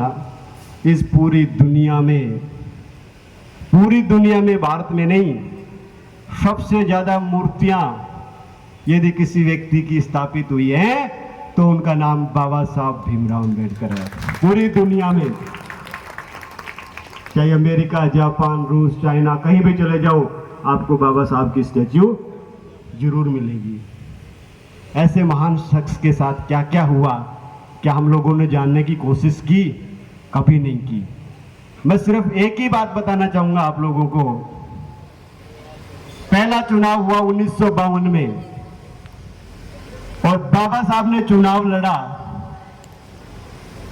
छोड़ दो, पार्टियों की बात नहीं कर रहा मैं, सामाजिक बात कर रहा हूं। बाबा साहब से जुड़ी हुई बात करना चाहता हूं। बाबा साहब ने एक अलग दलित पार्टी से चुनाव लड़ा, और कांग्रेस के प्रत्याशी से 15,000 वोटों से चुनाव आ रहे। संविधान निर्माता कितने हजार वोटों से आ रहे? विद्यार्थियों ध्यान दो, बच्चियों से कहना चाहूंगा बात कम करें, बाद में कर लेना। इस लड़के को बोलना, बेटा एक बार सुनो मैं क्या कहना चाह रहा हूं। बाबा साहब ने चुनाव लड़ा, जिन्होंने देश का निर्माण किया, और 15,000 वोटों से हार गए। लेकिन 72,000 वोट कैंसल थे। कितने थे? 72,000। संविधान की धज्जियां उड़ गई पहले चुनाव में। हम बात करते संविधान बचाएंगे, संविधान के लिए लड़ेंगे। हम लोगों ने पढ़ाई नहीं, जाना ही नहीं, समझा ही नहीं। किताब भी ज्ञान किताबों तक रहेगा, पढ़ा लिखा व्यक्ति समाज की चौपाल पे जाते फेल हो जाएगा। वहां पे समाज के ज्ञान की आवश्यकता रहेगी। किस जगह पे कौन सी चोट लगनी है, ये हम सब लोगों को जाननी है। संगठित रहना है, समझ के चलना है, और सही दिशा में चलना है। संगठित रह करके, समझ करके यदि सही दिशा में आप लोगों ने कदम बढ़ाया, निश्चित तौर पे सफलता रहेगी। अन्यथा बातें करते रहो, भीमराव की जय बोलते रहो, घरों में बैठे रहो, समाज का भला नहीं होने वाला है। समाज का भला करना है, घरों से बाहर निकलना पड़ेगा, हर एक चीज को समझना पड़ेगा, और लड़ना भी पड़ेगा। हो सकता है कि बलिदान भी होना पड़ जाए। मरना तो सबको ही है, सबको नहीं मरना क्या? कोई अमर रहेगा? अमर रहे तो भीमराव अंबेडकर जी रहे, सदा सदा अमर हो गए। आप और हम अमर नहीं रहेंगे। केवल मैं इतना ही कहना चाहूंगा, आज के इस कार्यक्रम में जितने विद्यार्थियों का सम्मान हो रहा है, ये पढ़ लेके जाएंगे कि जिसके नाम से आज आप सम्मान पाके जा रहे हैं। मैं 1 महीने के अंदर अंदर कहीं से भी मैं मेरा साहित्य की व्यवस्था करूंगा, लेकिन बाबा साहब को पढ़कर, जानकर, उसके बाद अगले किसी कार्यक्रम में बाबा साहब के कार्यक्रम में शरीक करूंगा। तब तक मैं बाबा साहब के किसी कार्यक्रम में नहीं जाऊंगा। क्या सहमत हो विद्यार्थियों? हाथ ऊपर खड़ा करके प्रत्येक एक विद्यार्थी इस बात का पालन करेगा कि मैं सबसे पहले बाबा साहब को पढ़ूंगा। कोई नहीं पढ़ेगा? वादा करते हो सारे? आप सबको बाबा साहब की कसम है, यदि आप लोगों ने बाबा साहब को नहीं पढ़ा। कोई गलत बात तो नहीं कह रहा? जिसके नाम से जी रहे हैं, जिसके नाम से सम्मान पा रहे, सम्मान से उठ के चल पा रहे हैं, क्या हम उसको नहीं पढ़ पा रहे? इस काम के लिए यदि किसी को समस्या है, साहित्य उपलब्ध कराने में पूरी मदद करूंगा, हमेशा तैयार रहूंगा। जैसा भी हूं, जब कभी आपको मेरी जरूरत पड़े, जहां भी पड़े, बस एक बार फोन कर देना। बात होगी तो तैयार खड़ा मिलूंगा, बात नहीं होती है तो समाचार पहुंचा देना। जैसा हूं उससे डबल आपके सामने खड़ा तैयार मिलूंगा। इन्हीं शब्दों के साथ आप सबका बहुत बहुत धन्यवाद करता हूं। सबको जय भीम, जय भारत, वंदे मातरम।